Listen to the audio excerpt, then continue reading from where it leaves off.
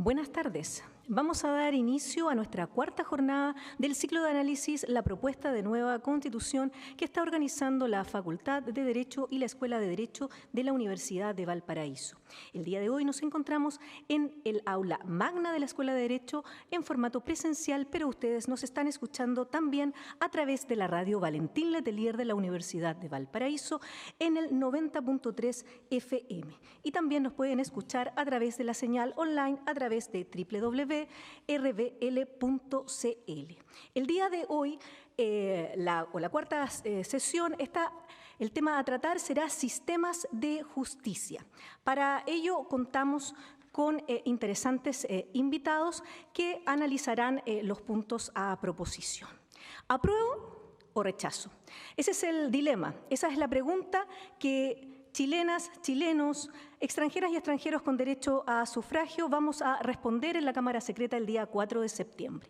Este ciclo está organizado para la discusión jurídica de estos temas, para que permita apoyar la lectura de quienes se enfrentan por primera vez al texto y para quienes puedan ser un poco más conocedores de temas jurídicos, pueda introducir a lo mejor algunos elementos críticos interesantes en un análisis desde una perspectiva más profunda. Como le decía, el día de hoy nos acompañan tres académicos. Lamentablemente no podemos contar con la presencia del cuarto académico que se encontraba comprometido, el profesor Felipe Gorigoitía, quien por razones de salud no nos puede acompañar el día de hoy. Le deseamos una pronta recuperación. Y para dar entonces inicio a nuestra jornada, voy a presentar a la primera de nuestras expositoras. Se trata de Maite Aguirrezábal. Maite es egresada de Derecho de esta universidad, es máster en Derecho de Empresa por la Universidad de los Andes, doctora en Derecho de la Universidad de Navarra del año 2004 y actualmente se desempeña como profesora investigadora de la Facultad de Derecho de la Universidad de los Andes, es directora del Departamento de Derecho Procesal de la misma universidad, al mismo tiempo es directora del programa de doctorado y miembro del Consejo de Investigación de la Universidad de los Andes. La profesora Aguirrezábal nos va a exponer el tema aspectos relevantes del ejercicio de la función jurisdiccional en el borrador de la nueva Constitución. Maite. Muchas gracias, Inés. Primero quiero dar las gracias a la escuela y al decano, profesor Alberto Valmontín, por la invitación. Siempre es un orgullo y un privilegio volver a mi escuela, de la que estoy tan orgullosa de haber egresado y haberme licenciado acá. Yo lo que voy a comentar son algunos aspectos que ya han sido muy discutidos a lo largo del tiempo desde que se aprobó el borrador final, que es relativo a lo que va a ser la jurisdicción en el borrador de la Constitución. Desde ya adelanto que tengo una visión bastante crítica de lo que va a ser la entrada en vigencia de lo que se denomina en el capítulo 9 el borrador como sistemas de justicia. Este capítulo 9 reemplazaría nuestro actual capítulo 6 de la Constitución, que se denomina del Poder Judicial. Ya ahí ustedes tienen un cambio que voy a comentar, va bastante más allá de lo estético, y que principalmente lo que describe son dos cosas: el sistema de justicia por un lado y luego por el otro lado el Consejo de la Justicia, que quedaría a cargo de lo que es actualmente el gobierno judicial, que se encuentra en manos de la Corte Suprema, ¿ya? La regulación tiene varios temas dentro de estos dos grandes capítulos y no en diversos ámbitos, por ejemplo en materia de derechos fundamentales relacionados con el acceso a la justicia, el debido proceso, los que va a comentar el profesor Meneses, y también el derecho a acceder a una justicia ambiental y una serie de principios que los jueces van a tener en cuenta al momento de resolver cualquier asunto, técnicamente es cualquier asunto, como la perspectiva intercultural, la interseccionalidad, la paridad, el género, el lenguaje claro, etc.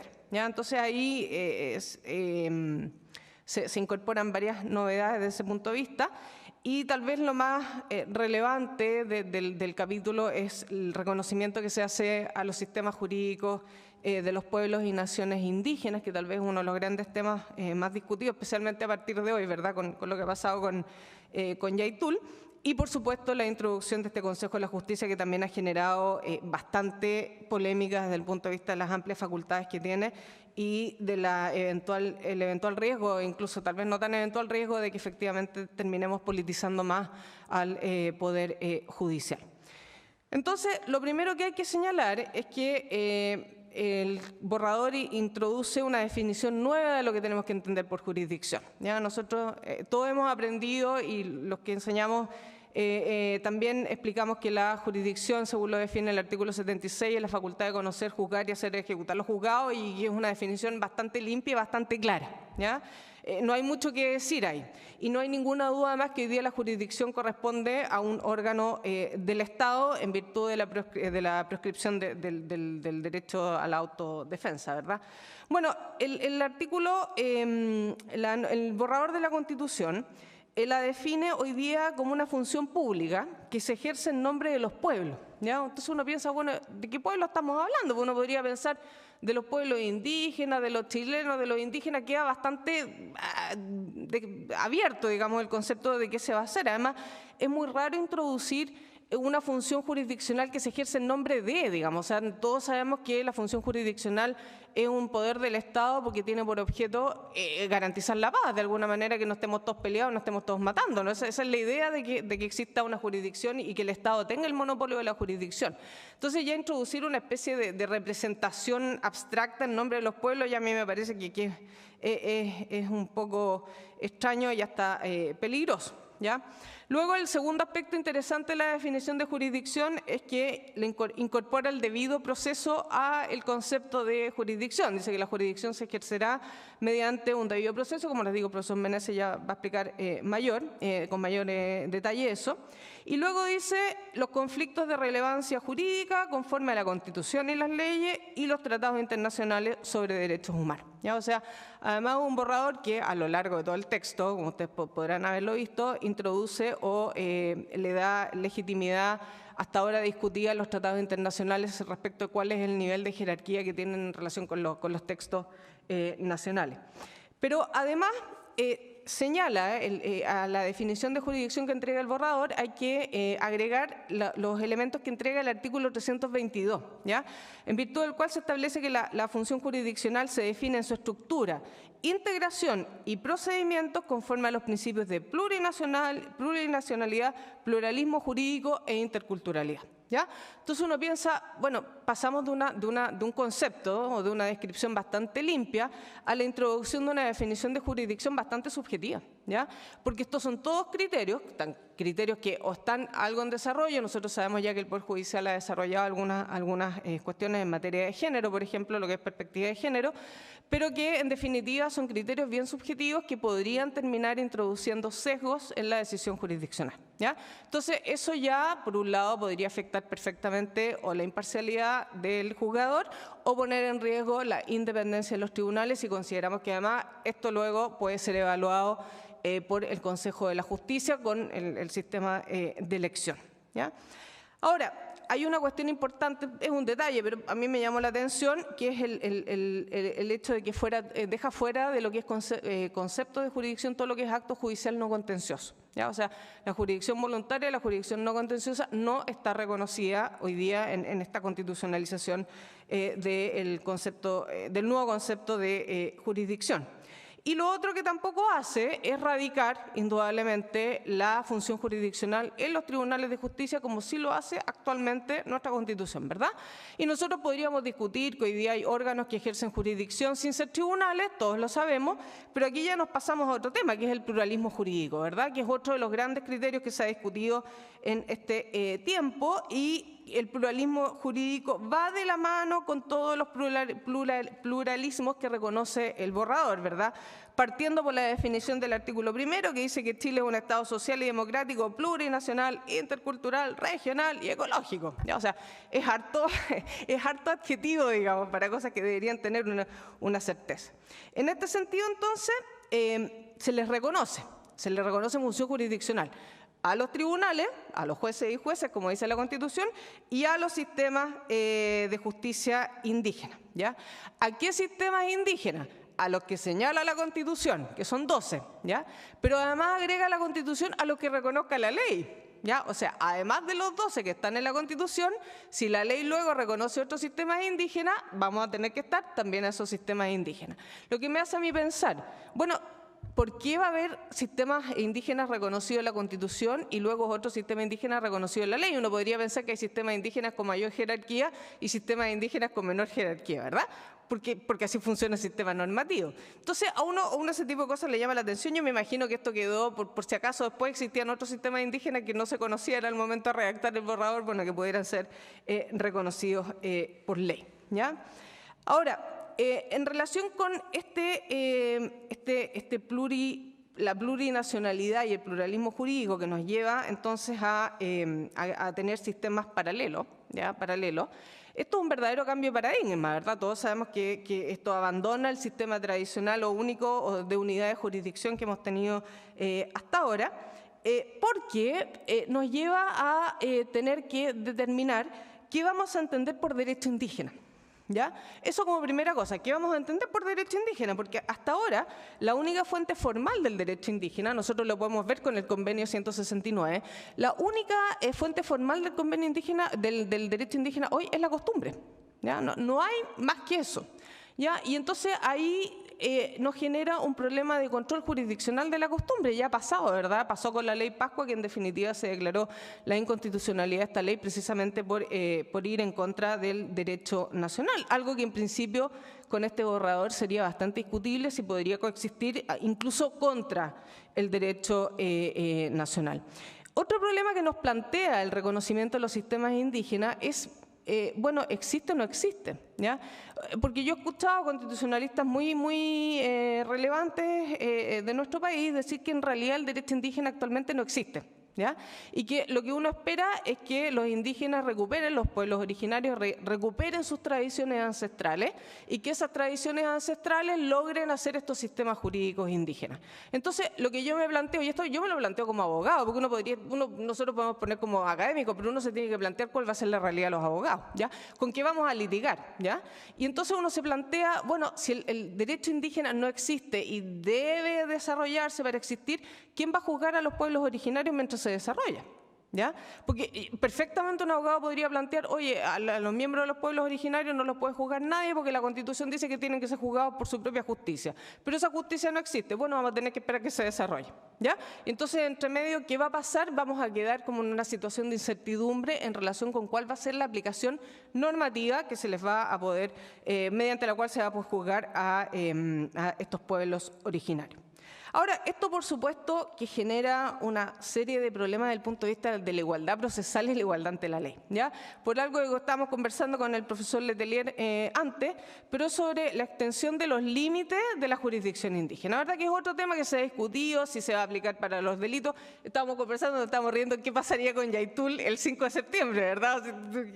Y sale hoy día la Lonco Calfunao haciendo una interpretación muy amplia del artículo 309 diciendo que la justicia indígena se aplica a temas penales, civiles, de lo que sea, digamos, ¿ya? Y dijo hoy día en la mañana que a Yaitul solamente lo podía juzgar la justicia mapuche, ¿ya? Entonces, hay un problema ahí, primero, de determinación del ámbito de aplicación de la justicia indígena, ¿ya? Porque hay una discusión si se aplica en sede penal, no se aplica en sede penal. Hay un artículo que dice que todas las personas tienen que ser juzgadas con la ley nacional, pero este artículo 309 podría considerarse especial en relación con esa norma y entonces la justicia indígena quedar fuera. Luego, tampoco hay una limitación de tipo territorial, ¿ya?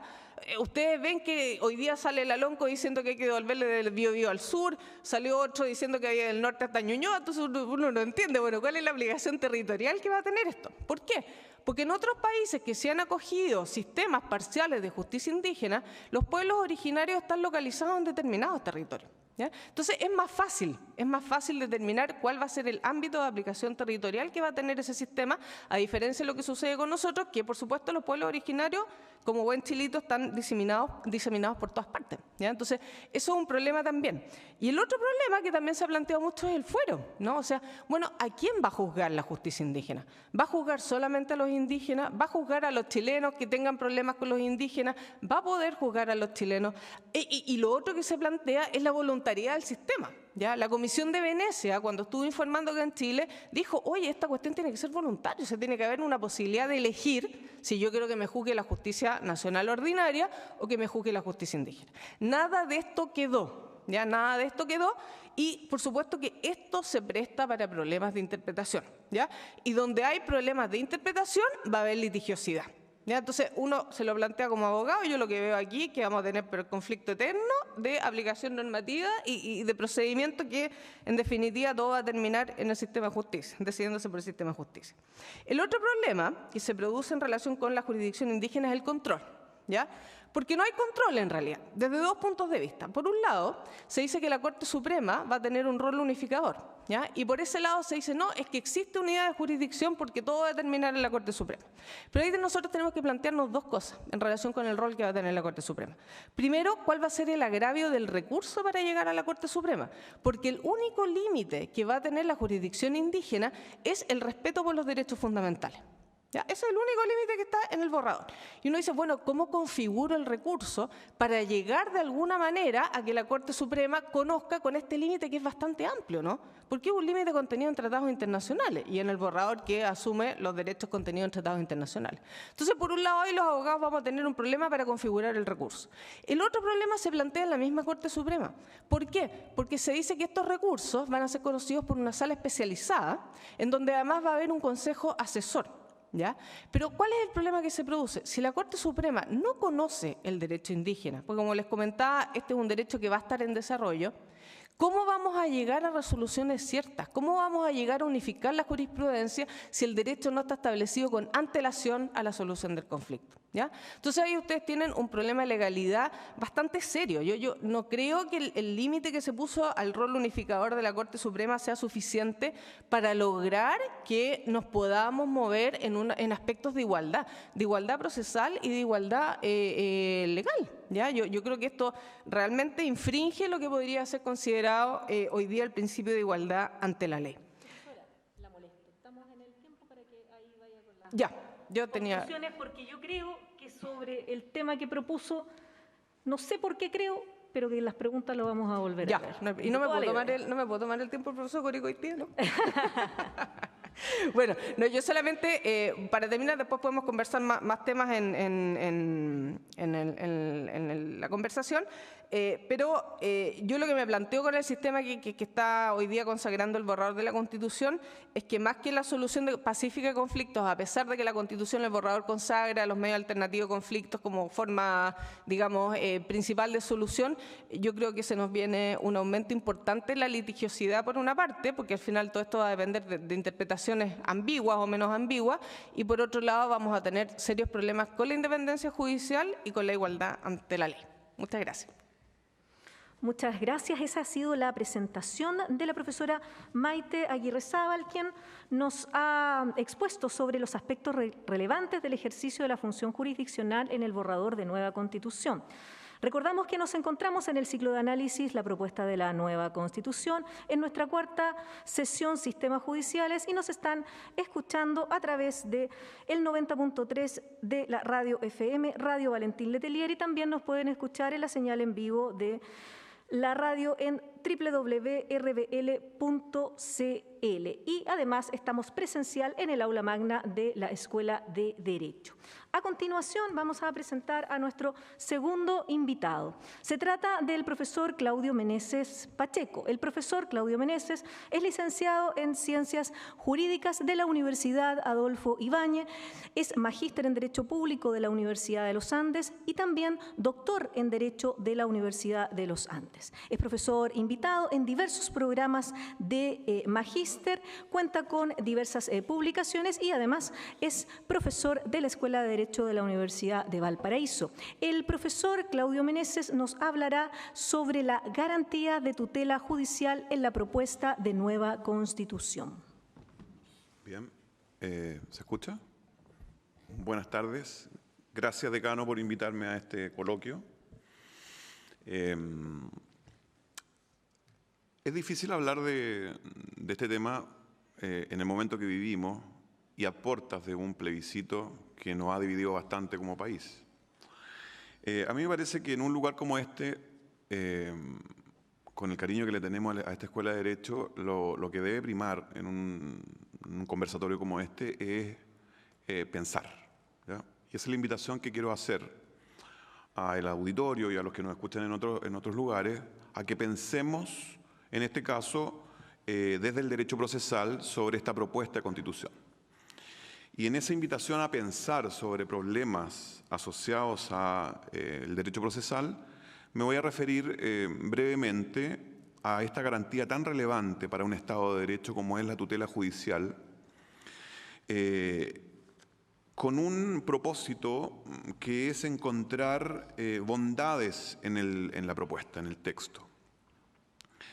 He tratado de leer con un espíritu constructivo este proyecto, esta propuesta, y en esa línea me voy a referir a la garantía, por una parte, y a la función jurisdiccional, por otra, que son dos caras de la misma moneda y que me parece que el constituyente lo olvidó.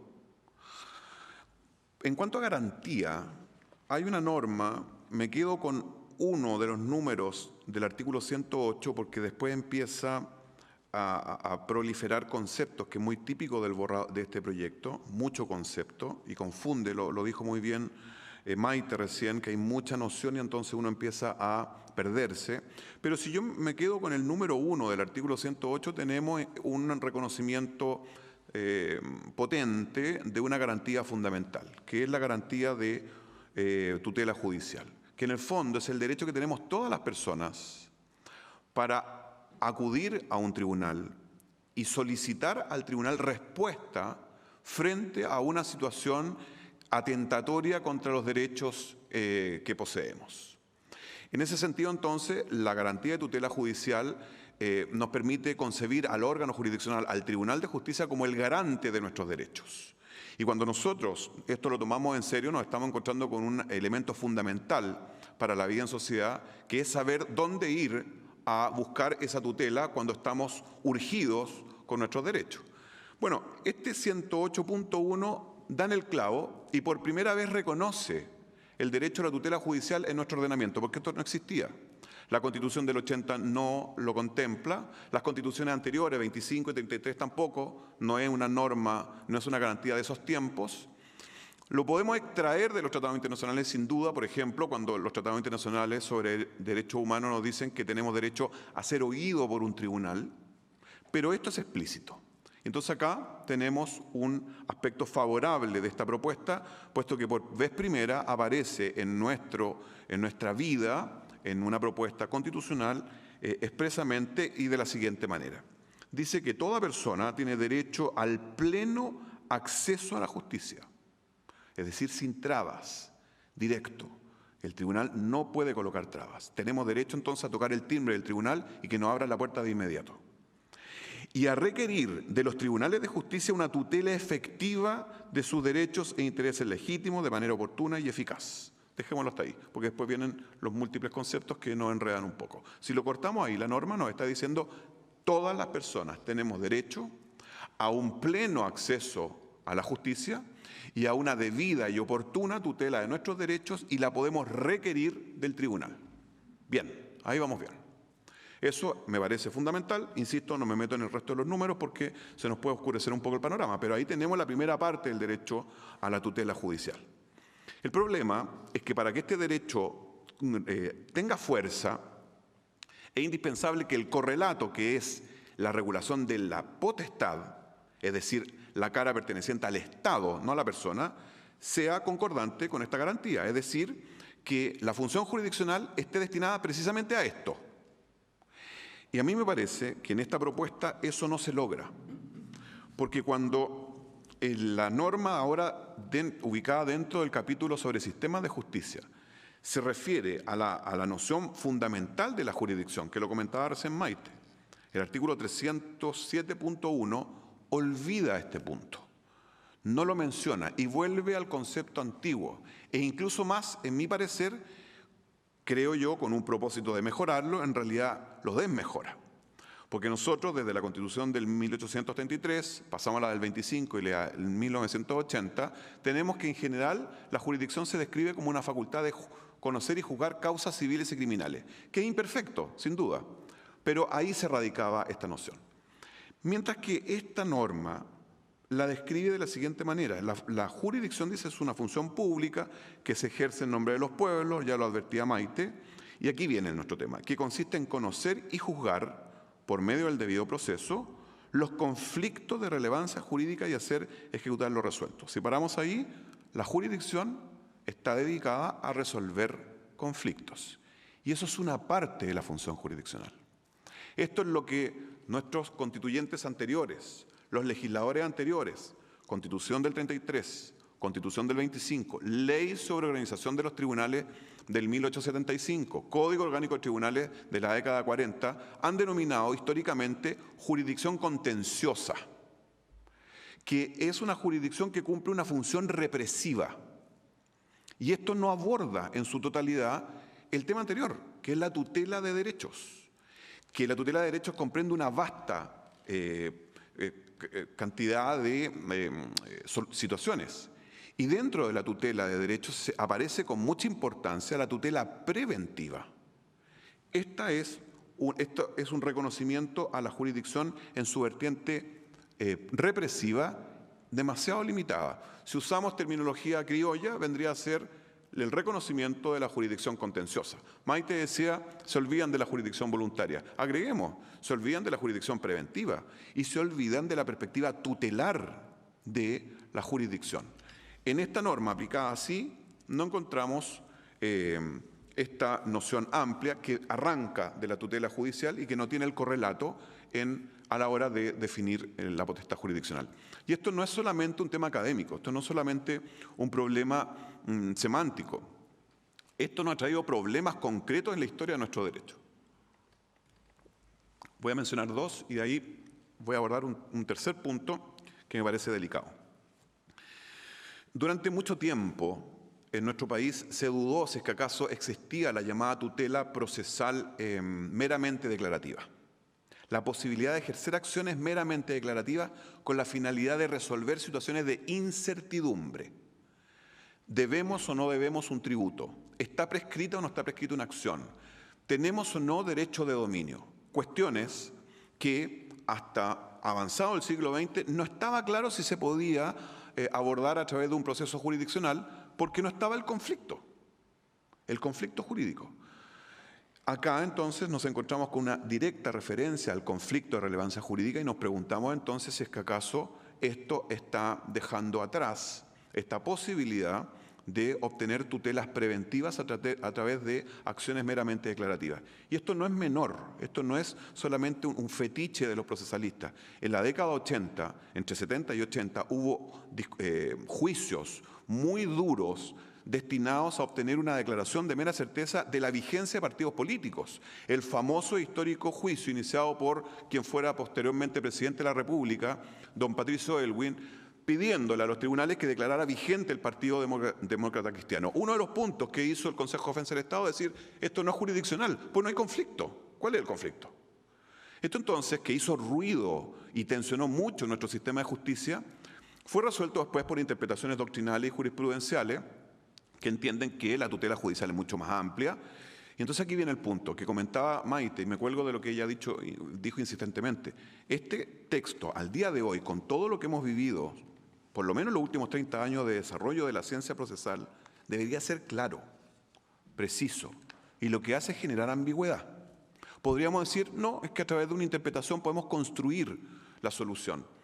Es que parece ser que hoy era necesario no exponernos a esa interpretación, porque si no estamos hoy día exponiendo a esa interpretación, los problemas en el futuro se van a multiplicar mucho más y lo que se necesita en el tema de los derechos fundamentales, por lo menos a nivel judicial, son máximos de certeza y normas que respeten núcleos duros de protección. Entonces, ahí hay un punto que a mí me parece que no es puramente semántico y no es puramente académico, sino que es delicado. La norma debería haber sido consistente y aludir a la tutela judicial. Sin duda que la jurisdicción reacciona frente a conflictos, pero no solo ante conflictos. Hay otras situaciones como las que mencionaba recién. Y esta norma, además, nos lleva a otro problema, y con eso yo voy a ir cerrando, Inés, que es el del titular del poder jurisdiccional. Yo vuelvo a lo que dije al principio. A mí me parece, por lo menos así lo pienso yo, lo he dicho en este mismo edificio muchas veces, que el garante de nuestros derechos es el tribunal. Y que, por tanto, a quien vamos a acudir, donde nos deberíamos sentir más seguros, es ante un órgano jurisdiccional por todas las características que debe tener, entre las cuales aparece la independencia y la imparcialidad como definitorios, ¿no es cierto? Bueno, esta definición de jurisdicción permitió durante muchísimo tiempo, y esto fue ayer nomás, hasta el año 2007 había reiterada jurisprudencia del Tribunal Constitucional, seguida por la propia Corte Suprema y por muchos autores que decían, como la función jurisdiccional es conocer y resolver, esto pueden hacerlo los órganos de la administración pública.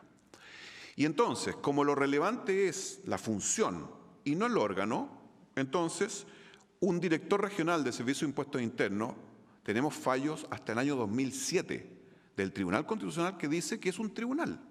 Porque ¿qué es lo que hace? Conoce un conflicto y resuelve el conflicto. Y como lo relevante es la función, y en la función está la resolución, entonces esto es jurisdiccional. Se levantaron protestas fuertes. Un colega nuestro, a quien yo respeto mucho, que el profesor Bordalí, se cansó de escribir, de decir, esto no es un tribunal, porque aquí no hay que poner el foco en la función, sino que en el órgano, dónde está la independencia, dónde está la imparcialidad. El Servicio de Impuestos Internos ante el Tribunal Constitucional defendía la independencia, defendía la imparcialidad. Decía, si nosotros lo miramos en su globalidad, es independiente y es imparcial. ¿Y por qué? ¿De dónde arrancaba todo esto? De que en el fondo lo relevante era la resolución del conflicto. Si nosotros en cambio lo colocamos en clave tutelar, protección de derechos, y eso es lo que dice, por ejemplo, Andrés Bordalí, esto no resiste análisis, porque no podemos nosotros realmente, como contribuyentes en este caso, obtener protección de nuestros derechos si vamos donde el mismo ente que nos cobra los impuestos. Eso no es protección en ninguna parte, ni aquí ni en ninguna parte. No resiste mayor análisis. Entonces, ahí aparece con relevancia la imparcialidad, aparece con fuerza la independencia, y entonces todo esto ya no nos sirve. Esto no es puramente resolver, esto va mucho más allá. ¿Ya? Y entonces, ¿qué es lo que pasa? Que esta noción de jurisdicción abre de nuevas heridas. Porque el tema de los tribunales tributarios lo resolvió el legislador, no los jueces. No bastó la norma. La interpretación con una norma similar a esta daba para entender que había tribunal de justicia. El legislador 2 años después modifica esto y crea los tribunales tributarios y aduaneros y se resuelve de una buena vez. Pero el nuevo legislador, bajo un texto como este, perfectamente podría de nuevo pensar que cabe que órganos de la administración juzguen, resuelvan, ejerzan jurisdicción. Y aquí me meto en el último punto. Podríamos decir, si leemos en serio este proyecto, esta propuesta, que esto que yo acabo de mencionar no está admitido por el texto. Porque 2 artículos después del 307, el 310, enfáticamente dice lo siguiente: la función jurisdiccional la ejercen exclusivamente los tribunales establecidos por la ley. Ahí nos estaríamos salvando. Y después agrega incluso, remachando la idea, ningún otro órgano del Estado, persona o grupo de personas podrán ejercer función jurisdiccional. O sea, solo pueden ejercer función jurisdiccional los tribunales de justicia. Pero esta norma me parece a mí que es una norma que queda en entredicho en este texto. Porque si nosotros nos quedamos solo con ese precepto, la jurisdicción indígena no existe. ¿Por qué? Porque en el 307, nuevamente, pero ahora en el punto 2, se dice que la jurisdicción la ejercen los tribunales y las autoridades de las naciones y pueblos indígenas. O sea, hay 2 órganos jurisdiccionales: los tribunales, los estatales, y las autoridades indígenas. Esos son los tribunales. Y ellos, esos son los órganos que ejercen jurisdicción. Y ellos, por tanto, son los legitimados para ejercer jurisdicción. Si yo me voy al 310, no me encuentro con esto, porque dice que la función la ejerce exclusivamente un tribunal establecido por ley. O sea, las autoridades de naciones y pueblos indígenas no están autorizadas para ejercer jurisdicción. Y después agrega, ningún otro órgano del Estado, persona o grupo de personas, esta autoridad no podría ejercer jurisdicción. Entonces, ¿cuál es el punto? Estamos claros que eso no resiste análisis en esta propuesta, porque desde el artículo 1 en adelante que se está buscando un reconocimiento a los pueblos indígenas. Por tanto, esta norma, si nosotros la leemos de manera consistente con el resto del articulado de la propuesta, no puede ser interpretada como que se está desconociendo la función jurisdiccional de las autoridades indígenas. Entonces ahí vuelvo a los fallos del director regional del Servicio de Impuestos Internos. Entonces el 310, inciso 2, no se aplica. Porque si lo aplicamos, dejamos fuera a las autoridades indígenas.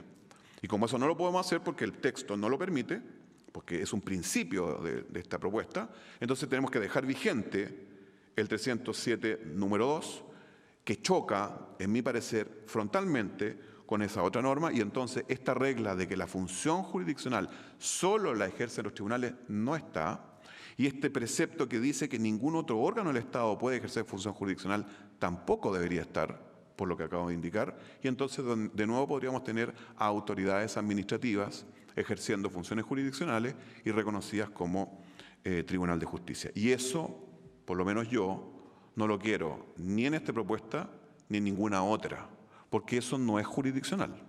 Entonces, en esta invitación que yo hacía al principio, de pensar en serio lo que es la actividad jurisdiccional y la tutela jurisdiccional de nuestros derechos, debiera invitarnos a una reflexión profunda en torno a qué es lo que realmente se nos está ofreciendo en este texto, en ese punto tan sensible como es la tutela y la protección de lo mínimo que tenemos nosotros como seres humanos, que son nuestros derechos e intereses legítimos.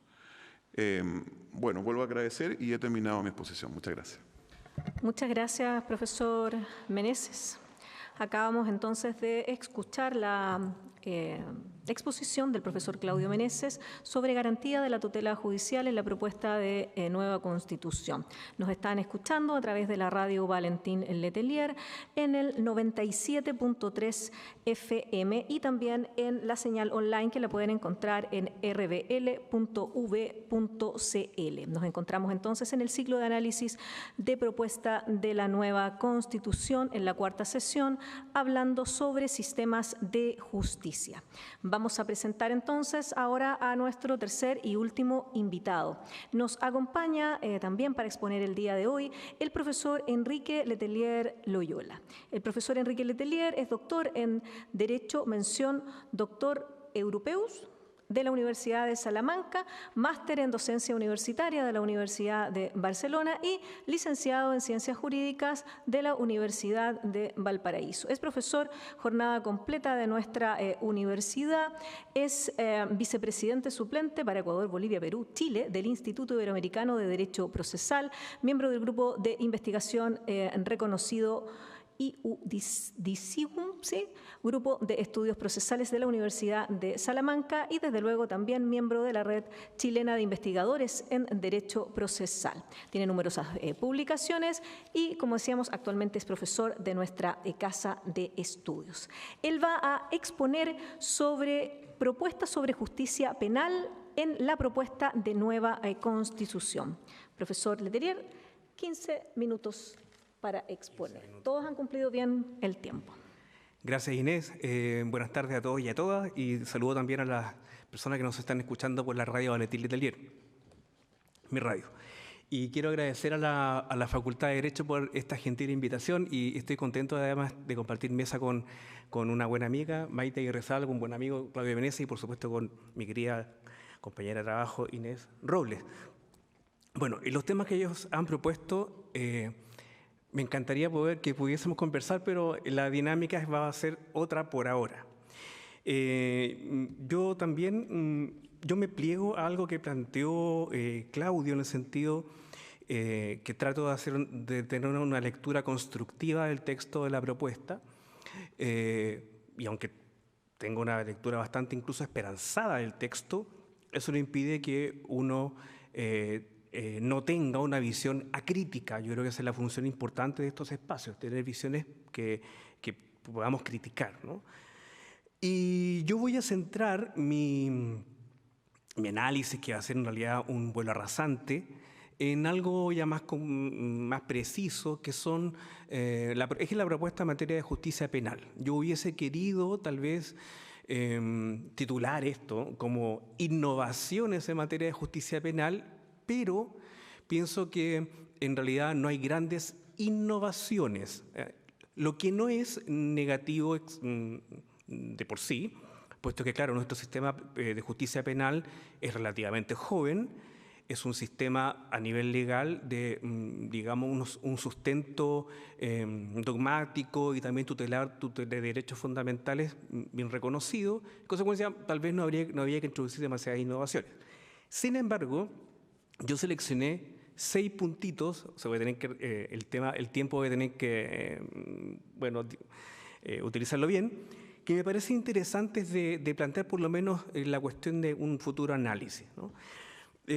A propósito de la propuesta que se hace, por cierto, ya lo adelantaba Maite, Claudio, en materia de garantías. Esta me parece que es una propuesta de texto que dialoga bastante bien con el derecho internacional de los derechos humanos. Yo he escuchado por ahí algunas opiniones de algunos personajes, fundamentalmente de la política, que dicen tantos derechos que se reconocen a los delincuentes, con esas expresiones. Y yo pienso, mire, en realidad lo que hace la propuesta de la Constitución es positivar a nivel constitucional una serie de derechos que están en los pactos internacionales, artículo 8 de la Convención Americana, artículo 14 del Pacto Internacional de Derechos Civiles y Políticos, y además que ya están reconocidos hace tiempo por la legislación procesal y además que habían sido desarrollados hace bastante tiempo por la Corte Suprema y el Tribunal Constitucional. Así, yo diría que no hay derechos que nazcan con este texto, pero se positivan a nivel constitucional, lo que me parece, por cierto, un avance. Es interesante que a propósito precisamente de la libertad y cuando el texto trata de la cautela personal, reestablezca un criterio que me parece importante como límite a las medidas cautelares personales, que es el de la proporcionalidad, ¿no?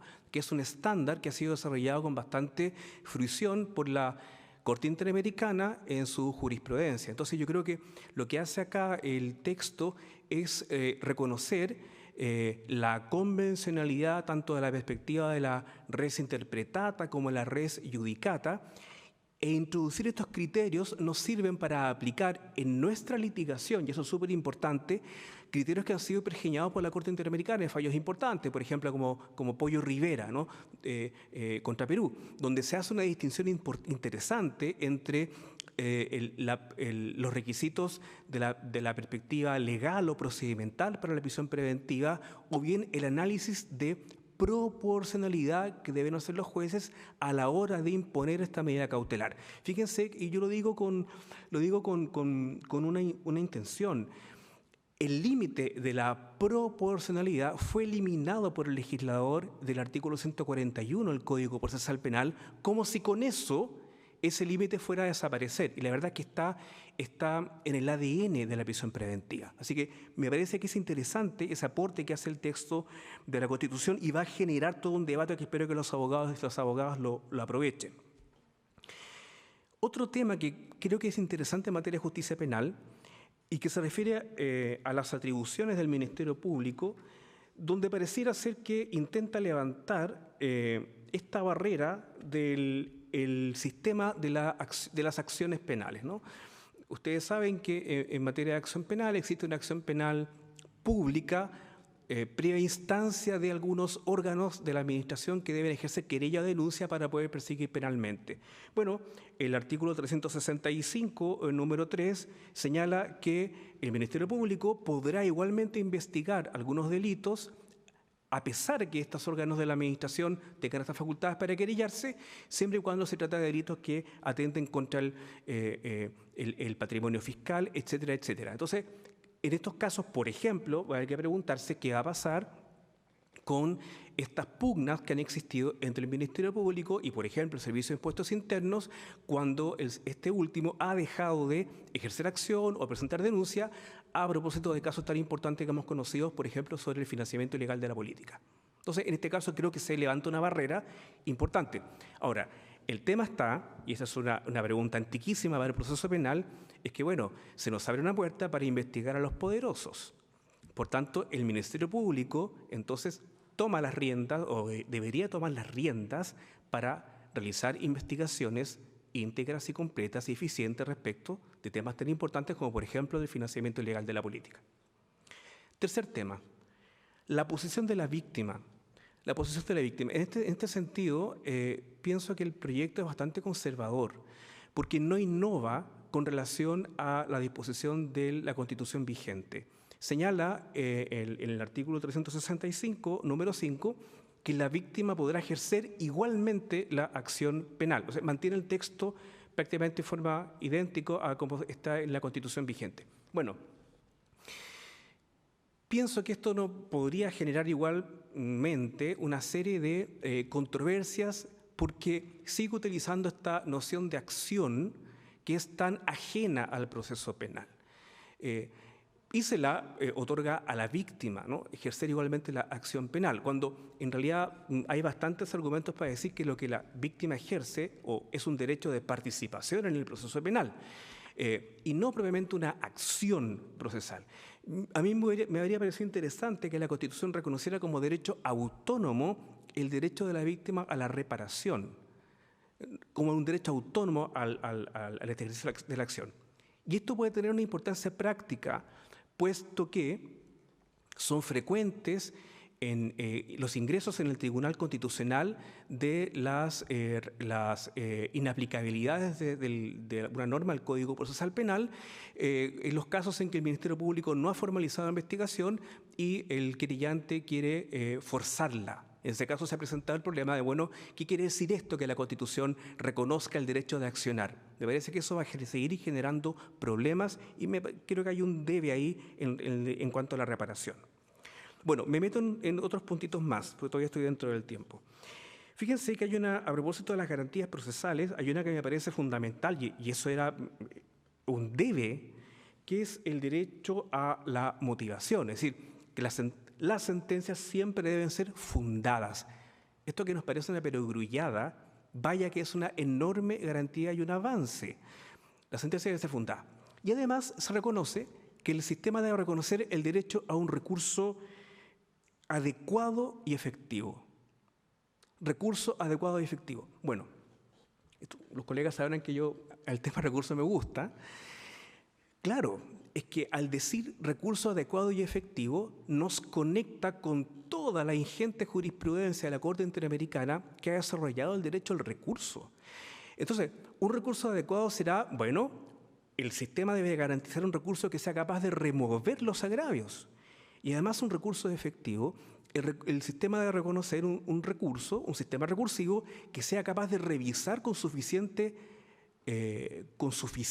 es decir, cuestiones fácticas y jurídicas. Bueno, concretando esto, yo pienso que es un buen argumento para que podamos fomentar un mejor rendimiento de los recursos en nuestro modelo.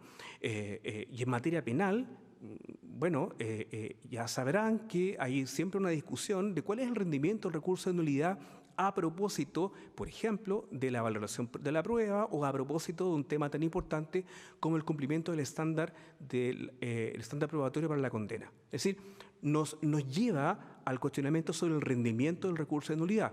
Y por cierto nos llevará a cuestionamientos sobre el recurso de nulidad en materia laboral o sobre la casación, etcétera, etcétera. Es decir, hay ahora un fundamento normativo para exigirle más a las Cortes a la hora de conocer recursos.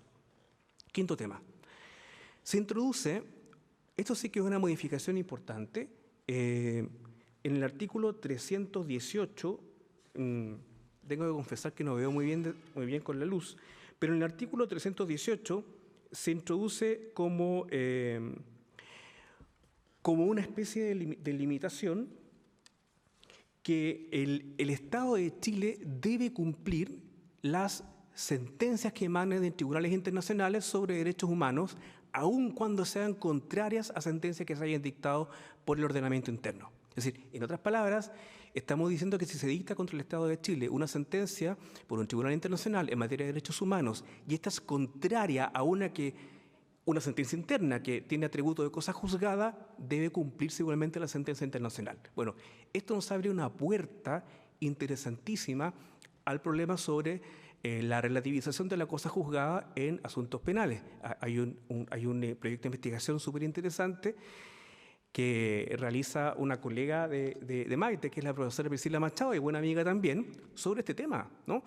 Y vaya que esto tiene relevancia, puesto que fíjense que la Corte Suprema conoce de forma bastante interesante, ¿no?, recursos de revisión por condenas impuestas por los consejos de guerra una vez iniciada la dictadura, o bien hemos tenido casos interesantes últimamente, de no mucho tiempo atrás, como el caso de Norín Catrimán.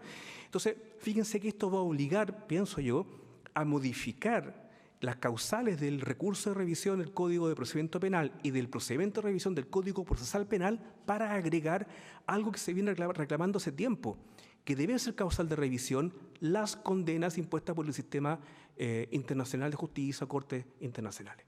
Pero hay un cambio importante. Y por último, creo que es una innovación importante y era un debe también, bueno, dependerá si el proyecto se aprueba o no, en materia de ejecución penal, la creación de tribunales de ejecución penal, ¿no? Hay consenso, o hay bastante consenso en la materia, que es hora de dar relevancia a la ejecución penal, puesto que a veces tenemos la idea de que con la sentencia ejecutoria se acaba el proceso. Miren, Carneluti lo decía hace casi 100 años, se acaba el proceso penal cuando se abren las puertas de la cárcel y el condenado sale de ellas habiendo cumplido la pena. Por tanto, la ejecución es tan jurisdiccional como el juzgamiento. Bueno, al crear tribunales de ejecución penal se está poniendo de relieve esa función con una interesantísima función de tutela de los derechos de las personas sujetas a una pena privativa de libertad, con tutela de derechos fundamentales, con perspectiva de género, etcétera, etcétera. Eso es una innovación interesante y además que releva la posición de garante del Estado, de garante frente a las personas que se encuentran privadas de libertad y cumpliendo condena. Creo que esos puntos, y parece que ya estoy más o menos en el tiempo, son lo que me interesaría poner de relieve, sin prejuicio que luego podamos conversar de otros. Muchas gracias por su paciencia. Muchas gracias. Agradecemos entonces al profesor Enrique Letelier, quien acaba de concluir su exposición sobre propuestas de justicia penal en la propuesta, o en el proyecto en realidad, de nueva Constitución. Nos están escuchando a través del 97.3 de la radio Valentín Letelier en el ciclo de análisis La propuesta de nueva Constitución, en la cuarta sesión correspondiente a sistemas judiciales. Se encuentran con nosotros los profesores Enrique Letelier, que acaba de exponer, previamente lo hizo el profesor Claudio Meneses y ha iniciado la profesora Maite Aguirrezábal.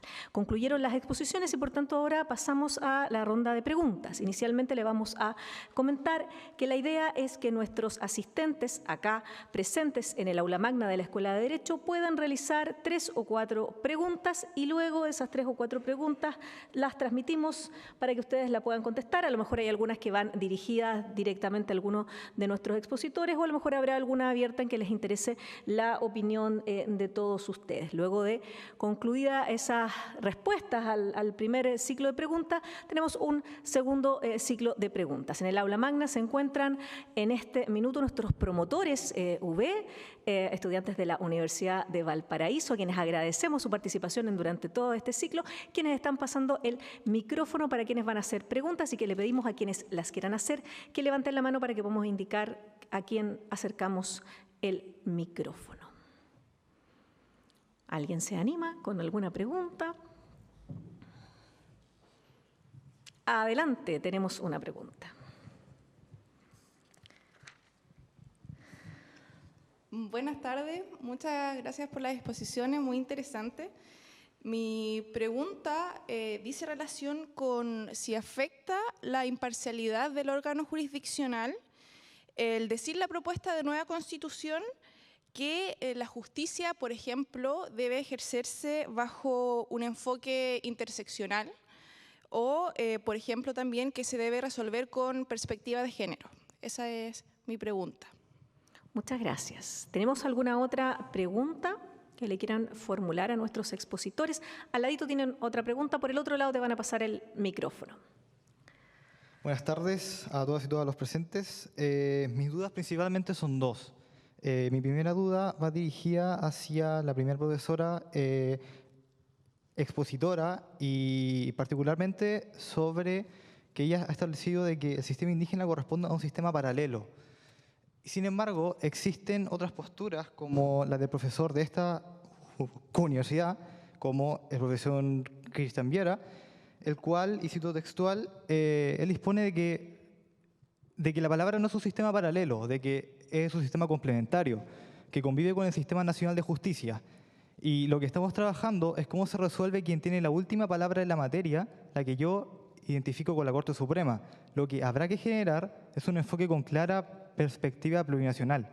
Y eso significará formar a los jueces y juezas, tal vez con algunas unidades y especialidades como existe en la justicia de familia que sin embargo es un sistema que convive con el sistema nacional. Entonces yo me pregunto, ¿cuáles serían sus argumentos para establecer en contraposición a tal postura que nos encontramos frente a un sistema paralelo?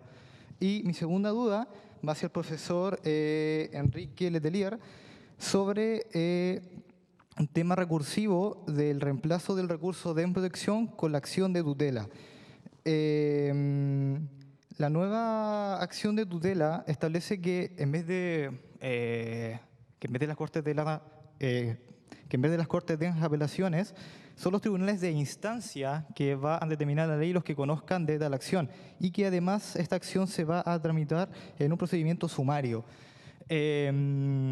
Profesores también de esta facultad, como la profesora Alejandra Zúñiga, han señalado y consultado con otros profesores procesalistas que al usar el término sumariamente se refiere a que puede tener una duración de 1 a 2 años. El recurso de protección es emergente, va sobre, y que la práctica, según también ha señalado, su tramitación no corresponde más a 2 semanas, atendiendo a la gravedad de la vulneración de los derechos sobre las cuales se está tratando. Entonces, mi duda concreta es, ¿será una desventaja?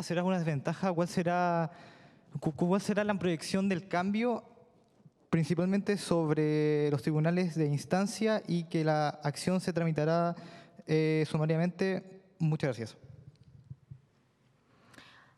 Tenemos la tercera pregunta. No veo ninguna mano levantada al final. Buenas tardes.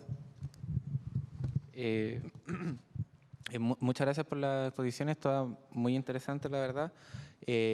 Mi primera pregunta, dirigida en particular para el profesor Meneses, ya que el artículo 108 establece que la justicia se debe establecer y da una serie de conceptos que son parámetros también para hacer una inclusión en la justicia, ¿podría darse la situación de lo que medianamente se espera de que se pueda acceder a una justicia en el ámbito civil de manera más universal, particularmente como en el numeral segundo del artículo 108 establece que no debe ser un parámetro el factor económico de las personas, entendiendo principalmente de que aun cuando se pudiese acceder a un proceso de mínima cuantía, para las personas quizás no es, y sabemos que no es totalmente asequible, sobre todo la justicia civil, y cuáles son o cuáles serían quizás las mejores proyecciones para eso, si es que quizás alguna institución cercana como lo es la Defensoría Penal Pública, pero ahora quizás la Defensoría Civil Pública, o quizás ampliar el espectro de personas que pueden representar dentro de un juzgado de policía local, quizás. ¿Cuáles serían eso en cuanto a los desafíos al respecto al acceso a la justicia? Y segundo, para la profesora Maite, también muy frecuente ha sido dentro de su tema de exposición muchas discusiones que se han dado en la calle también, no es algo que esté pasando desapercibido, y particularmente con respecto al cómo se someten las personas a la jurisdicción indígena, sobre todo cuando no existe conflicto dentro de las personas mismas que ambas partes sean indígenas, ¿qué tipo de recursos, qué tipo de mecanismos podrían interpretarse? ¿Qué cantidad de conflictos generaría si es que, por ejemplo, se establece, por ejemplo, un recurso por falta de jurisdicción, quizás decir yo tengo que someterme aquí a tribunal indígena, y también por el tema, también como lo mencionaban, con quién debe tener finalmente la última palabra, y mientras se asienta también la costumbre indígena, la integración quizás debería darse con tribunales colegiados ya para resolver todo eso. Quizá algo más, un poco más positivo, porque su exposición me dejó más con dudas que con soluciones. Muchas gracias. Bueno, parece que ahí vamos a concluir con la primera parte de la ronda de preguntas para que podamos pasar entonces a las respuestas de las mismas. Les propongo partir con la profesora Maite Aguirrezábal. Maite, había una pregunta general que habían formulado, ¿no?, a propósito del enfoque interseccional, y además ahí te formularon dos preguntas a propósito del sistema, digamos, si tú planteabas que era paralelo, te decían que había opiniones en torno a que se trataba de un sistema complementario, y la última pregunta que te han dirigido a propósito ya específicamente entonces de el conflicto que se puede producir a propósito de la justicia indígena. Muchas gracias, Inés, muchas gracias por las preguntas. Yo coincido con usted atrás, con usted, en que efectivamente lo que hay que preocuparse es de las preguntas que se hacen en la calle, porque al final la justicia se aplica al ciudadano común y corriente, entonces es muy legítimo que sean las personas las que digan, no nosotros, digamos, o los abogados que vamos a estar desde el otro punto de vista, pero que se pregunten, bueno, ¿qué va a pasar conmigo en una determinada situación? Efectivamente la gente en la calle se pregunta, que parece como raro, ¿no? Bueno, ¿qué pasa si yo tengo un litigio con una persona que pertenece a un pueblo originario? Voy a partir por orden. Respecto de todas estas perspectivas que se introducen, a mí no me parece mala la introducción de ciertos principios. ¿Cuál es el problema que yo veo en la introducción de estas perspectivas? Es la incerteza desde el punto de vista de determinar qué es esa perspectiva, ¿ya? El género ha sido trabajado por el Poder Judicial. Ya ustedes han visto, la Academia Judicial se ha preocupado especialmente de introducir enfoques de género en los órganos jurisdiccionales con el objeto de que puedan trabajar con eso. Pero aquí ya no solamente el género, estamos introduciendo pluralidad, estamos introduciendo interculturalidad, estamos introduciendo el tema de la interseccionalidad, ¿ya? Yo no soy especialista en estos temas, pero entiendo que la interseccionalidad implica considerar la historia para atrás del justiciable. ¿Ya? Acaba de salir un fallo en Argentina en donde unas personas que eran transgénero se dedicaban a vender droga y les rebajaron la pena por el tráfico de drogas precisamente porque su vida para atrás había sido una vida compleja. ¿Ya? Entonces, a la pregunta si esto podría generar algún problema imparcial en los tribunales, yo creo que sí. ¿Ya? Yo creo que sí, porque son muchos enfoques, son muchas perspectivas que los jueces, y son perspectivas muy subjetivas, que los jueces van a tener que tener en consideración al momento de fallar, ¿ya? Entonces se va a producir la situación de que vamos a tener una persona tal vez con una vida normal, digamos, sin grandes problemas, con otra que ha tenido grandes problemas, o que pertenece al pueblo originario, o que también tiene un tema de género, y seguramente de alguna manera la balanza se va a tener que equilibrar en favor de la persona que presenta tal vez mayores problemas con estas perspectivas, y eso yo creo que podría afectar la imparcialidad del tribunal, ¿ya? Ahora, ¿qué es lo que busca la gente de la calle cuando va al tribunal? Busca certeza jurídica, pero certeza jurídica impartida con imparcialidad. Por eso es que existe la jurisdicción, porque cuando no somos capaces de resolver nuestros problemas, vamos a un tercero que lo primero que se le pide es que sea imparcial. Entonces yo creo que sí, que efectivamente va a costar desarrollar estas perspectivas. Estoy absolutamente de acuerdo que los jueces van a requerir preparación. Lo que pasa es que va a tomar mucho tiempo, ¿ya? Y entre ese tiempo que se va a tomar en asumir todas estas perspectivas, indudablemente que se pueden cometer arbitrariedades, ¿ya? Y eso no debería suceder nunca, ¿ya? Precisamente porque la jurisdicción es profesional. En segundo lugar, me refiero al problema de las justicias paralelas. Yo también escuché al profesor Viera referirse a este tema, incluso el profesor Viera, más que sistema complementario, siempre, si esto es igual que tener procedimiento especial, ¿ya?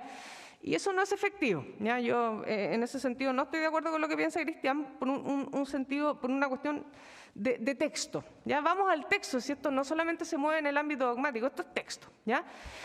Por una parte, hay dos cosas que no nos pueden llevar al engaño. Una, el cambio en el nombre. ¿Ya? El cambio de pasar de Poder Judicial a Sistema de Justicia no es estético. ¿Ya? No es una cuestión, como dicen ahora, el acuerdo que llegaron los partidos de izquierda, no, es que le vamos a cambiar el nombre. No. No solamente pasa por quitarle el gobierno judicial y por eso cambiar el nombre. ¿Ya? Yo me pregunto si todos los tribunales son iguales, porque el borrador consagra la no jerarquía, son todos iguales. ¿Ya? ¿En qué queda el criterio de revisión de resoluciones judiciales? Si las resoluciones judiciales se revisan porque existe una jerarquía. ¿Por qué la Corte de Apelaciones le puede revisar la resolución al Tribunal de Primera Instancia? Porque es superior jerárquico. ¿Ya? Porque nosotros sabemos que el efecto devolutivo, eso es devolverle el poder al de arriba. Si eso viene del derecho canónico, viene del papado. ¿Ya? Entonces, no es solamente estético, no es una cuestión, nada, cambiémosle el nombre, no. Además, hay otro tema ahí, lo desequilibra con los otros poderes del Estado, porque le quita la dignidad al cargo. ¿Ya? No vamos a poder llamarlos más su señoría, no vamos a mientras los diputados y senadores van a seguir siendo honorables, el presidente de la República va a seguir siendo excelencia. No es un tema solamente de carácter estético. ¿Ya? Eso por un lado. Y por el otro lado, a la pregunta sobre los sistemas de justicia paralelos, no es efectivo que haya unidad de jurisdicción. Por mucho que el borrador lo declare, no es efectivo. Porque si ustedes se dan cuenta, el capítulo 9 se aplica a los jueces y juezas de los tribunales de justicia. ¿Ya? Y como señalaba el profesor Meneses, las autoridades indígenas no integran a los jueces y jueces de los tribunales de justicia. ¿Ya? Por lo tanto, es válido preguntarse si este capítulo, independencia, imparcialidad y todo lo que consagra este capítulo es aplicable a las autoridades indígenas. Y podría entenderse que no. Podría entenderse que no. Entonces, ¿existen sistemas de justicia paralelos? Sí, y el mismo borrador lo reconoce, dice, coexisten en un plano de igualdad. ¿Ya? Entonces, eso a mí me da la idea que sí, que efectivamente son justicias paralelas. ¿Y dónde viene el problema? ¿Y por qué no estoy de acuerdo con lo que dice el profesor Viera sobre si pueden considerarse procedimientos especiales? Porque no van a estar sometidos a la misma legislación. Los tribunales de familia, efectivamente, son tribunales especiales, con legislación especial, pero sometidos al mismo sistema jurisdiccional, en donde supervigila la Corte de Apelaciones, supervigila la Corte Suprema. Aquí no. Aquí no. Entonces, no es un procedimiento especial más integrando un sistema judicial único. Va a haber efectivamente una justicia paralela. ¿Ya? Ahora, a la segunda pregunta, bueno, ¿qué hacemos con esto? ¿Qué se puede decir o qué podríamos hacer en positivo, verdad? O sea, ¿cómo podríamos solucionar este problema? Bueno, yo creo que la solución pasa por establecer muy claramente cuáles van a ser los límites. Cuáles van a ser los límites de los sistemas indígenas, que son los que generan el gran problema, ¿verdad? Porque la justicia ordinaria, en principio yo diría que se mantiene bastante similar a lo que ya tenemos. Ya, salvo esta pérdida de la jerarquía y el gobierno judicial, digamos, son más o menos los mismos principios de inamovilidad, independencia, eso está, ¿ya? Pero el problema se nos produce desde el punto de vista de los sistemas indígenas, desde el punto de vista de la certeza jurídica. ¿Ya? Ese es el gran problema que vamos a tener. Y lo que nosotros pedimos cuando vamos a un tribunal es eso, certeza jurídica y ley vigente. ¿Ya? Los tribunales deben estar establecidos por la ley. Los tribunales deben juzgar conforme a la ley establecida con anterioridad. ¿Ya? Eso se pierde con esta justicia indígena. Entonces, yo creo que la solución va a tener que pasar por una aclaración legal potente, en donde se nos produce el siguiente problema, y siento no ser más propositiva en esto, lo que pasa es que se ve compleja la realidad de esta propuesta. El problema pasa hasta qué punto la ley va a poder regular cosas que no están reguladas o que han sido autorizadas por la Constitución. ¿Ya? Porque lo otro que hay que tener en cuenta es que la ley tiene una jerarquía inferior a la Constitución, eso no va a cambiar, eso es la parte jerárquica, no cambia. ¿Ya? Entonces, ¿hasta qué punto la ley va a poder limitar las amplias facultades que se otorgan en torno a la función jurisdiccional ya propuesta en la Constitución? Entonces, yo creo que de aprobarse este texto, habría que avanzar mucho más allá de este recurso unificador que va a complicar bastante a la Corte Suprema desde el punto de vista de sus limitaciones. Muchas gracias, Maite. Vamos entonces a continuar con las respuestas de las preguntas que han formulado nuestro público. Les recordamos que estamos en el ciclo de análisis Propuesta Nueva Constitución, que se realiza en el aula magna de la Escuela de Derecho. Estamos en la cuarta sesión, Sistemas de Justicia. Ya concluyeron las exposiciones y estamos respondiendo las preguntas que han realizado nuestro público presente en el aula magna. Nos están escuchando a través del 97.3 de la radio Valentín Letelier. Seguimos con el profesor Claudio Meneses. Claudio, ahí había una pregunta general ahí respecto de esta incorporación, de si afectaba o no a la igualdad ante a la imparcialidad, perdón, del tribunal, los distintos enfoques que agrega el texto de la propuesta, y además te habían formulado una pregunta en específico a propósito de la justicia civil y aplicación del artículo 108 del texto. Sí, muchas propuesto. gracias. Las preguntas son muy buenas, así que muchas gracias y alegra mucho tener un conversatorio de este nivel. Quiero hacer un comentario general. Yo creo que uno de los problemas que tiene este texto es que el constituyente legisló. Abordó temas que en realidad deberían estar destinados al poder legislativo, como por ejemplo lo que estaba hablando Maite, de la justicia indígena. El texto de la Constitución no nos entrega certeza, sino puras dudas. Y yo creo que fue porque se inmiscuyó en temas que pertenecen al legislador. La Constitución lo que debe establecer, en mi parecer, es una limitación al poder por el derecho, y a eso dedicarse. Por ejemplo, por mencionar un ejemplo, se prohíben los arbitrajes forzosos. Es ir muy lejos. La Constitución parece una ley. Yo creo que muchas de las preguntas e interrogantes que ustedes han manifestado tienen que ver con eso. Voy a abordar algunos temas. Me encantaría ver el tema del recurso de protección, pero como se lo preguntaban a Enrique, voy a ver si después podemos dialogar algo. Así que me quedo callado ahí. Pero muy buena la pregunta sobre enfoque interseccional y perspectiva de género. Yo no creo que afecte la imparcialidad. Entendido bien estos enfoques, que es evitar discriminaciones, trabajar en pos de evitar discriminaciones.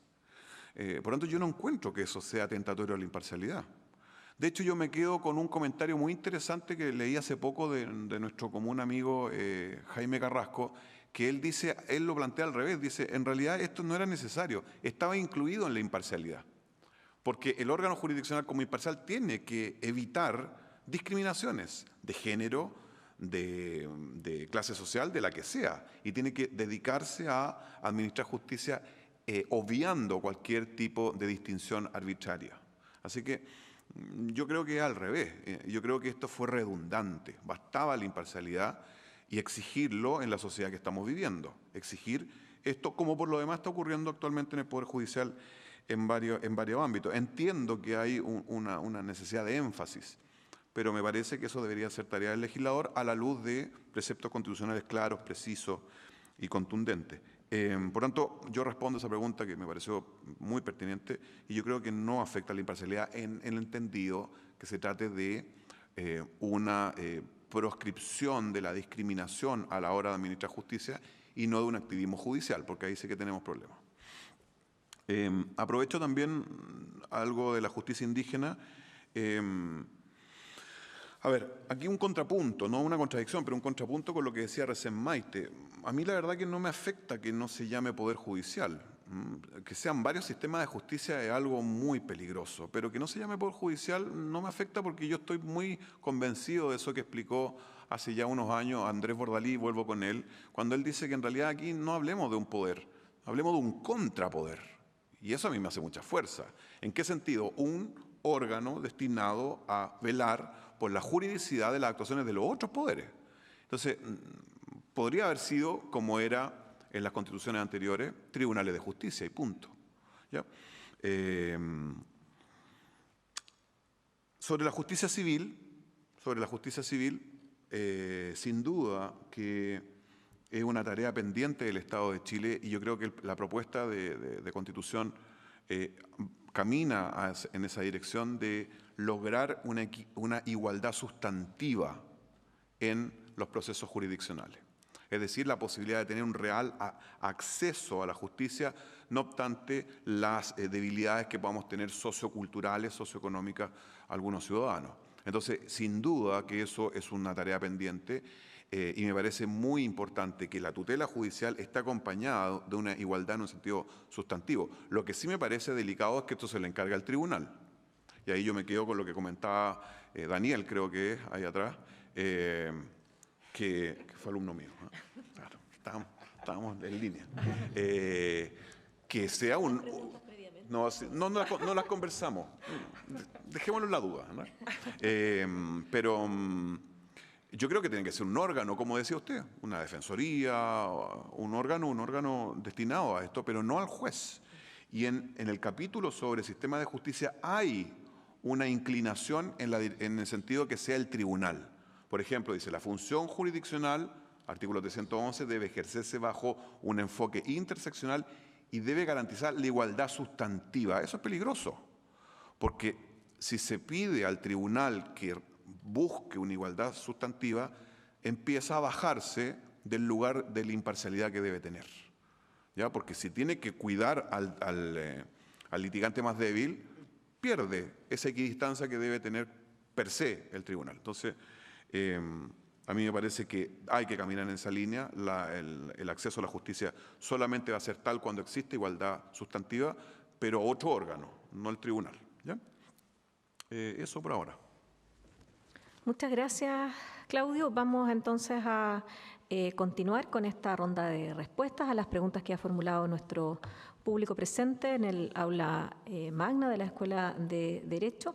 Y ha llegado el turno de responder al profesor Enrique Letelier. Enrique, nuevamente la misma pregunta porque la plantearon en términos generales y si estos distintos enfoques podrían afectar entonces la imparcialidad. Y luego te hicieron una pregunta ahí específica que a lo mejor Claudio, después de que tú termines, va a querer a lo mejor intervenir, y por qué no, a propósito del recurso de protección y este cambio que se ha hecho a los jueces de instancia del recurso de protección. Les recordamos que seguimos en la sintonía en el 97.3 de la radio Valentín Letelier, y ahora va a escuchar las respuestas de estos temas al profesor Enrique Letelier. Bueno, gracias. Y como además estamos, aparte en cuerpo presente, en cuerpo y alma, estamos vía radio, yo tengo que mandar un saludo a todos los y las miembros de la Red Chilena de Investigadores de Derecho Procesal, que tengo tanto cariño, y bueno, ojalá que estén escuchando también y disfrutando de este debate o discusión. A ver, yo también creo que esto, no sé quién lo pregunto, pero fíjense que cuando se habla de perspectiva de género, se discute si eso es un sesgo. Ayer justamente estuve asistiendo a una charla del Colegio de Abogados que organizó un grupo de abogadas y habieron 3 juezas, esto patrocinado por la Secretaría de Género de la Corte Suprema, donde explicaba bastante bien. Uno se va, como dicen, deconstruyendo y luego construyendo, ¿no? Y aprendiendo cosas.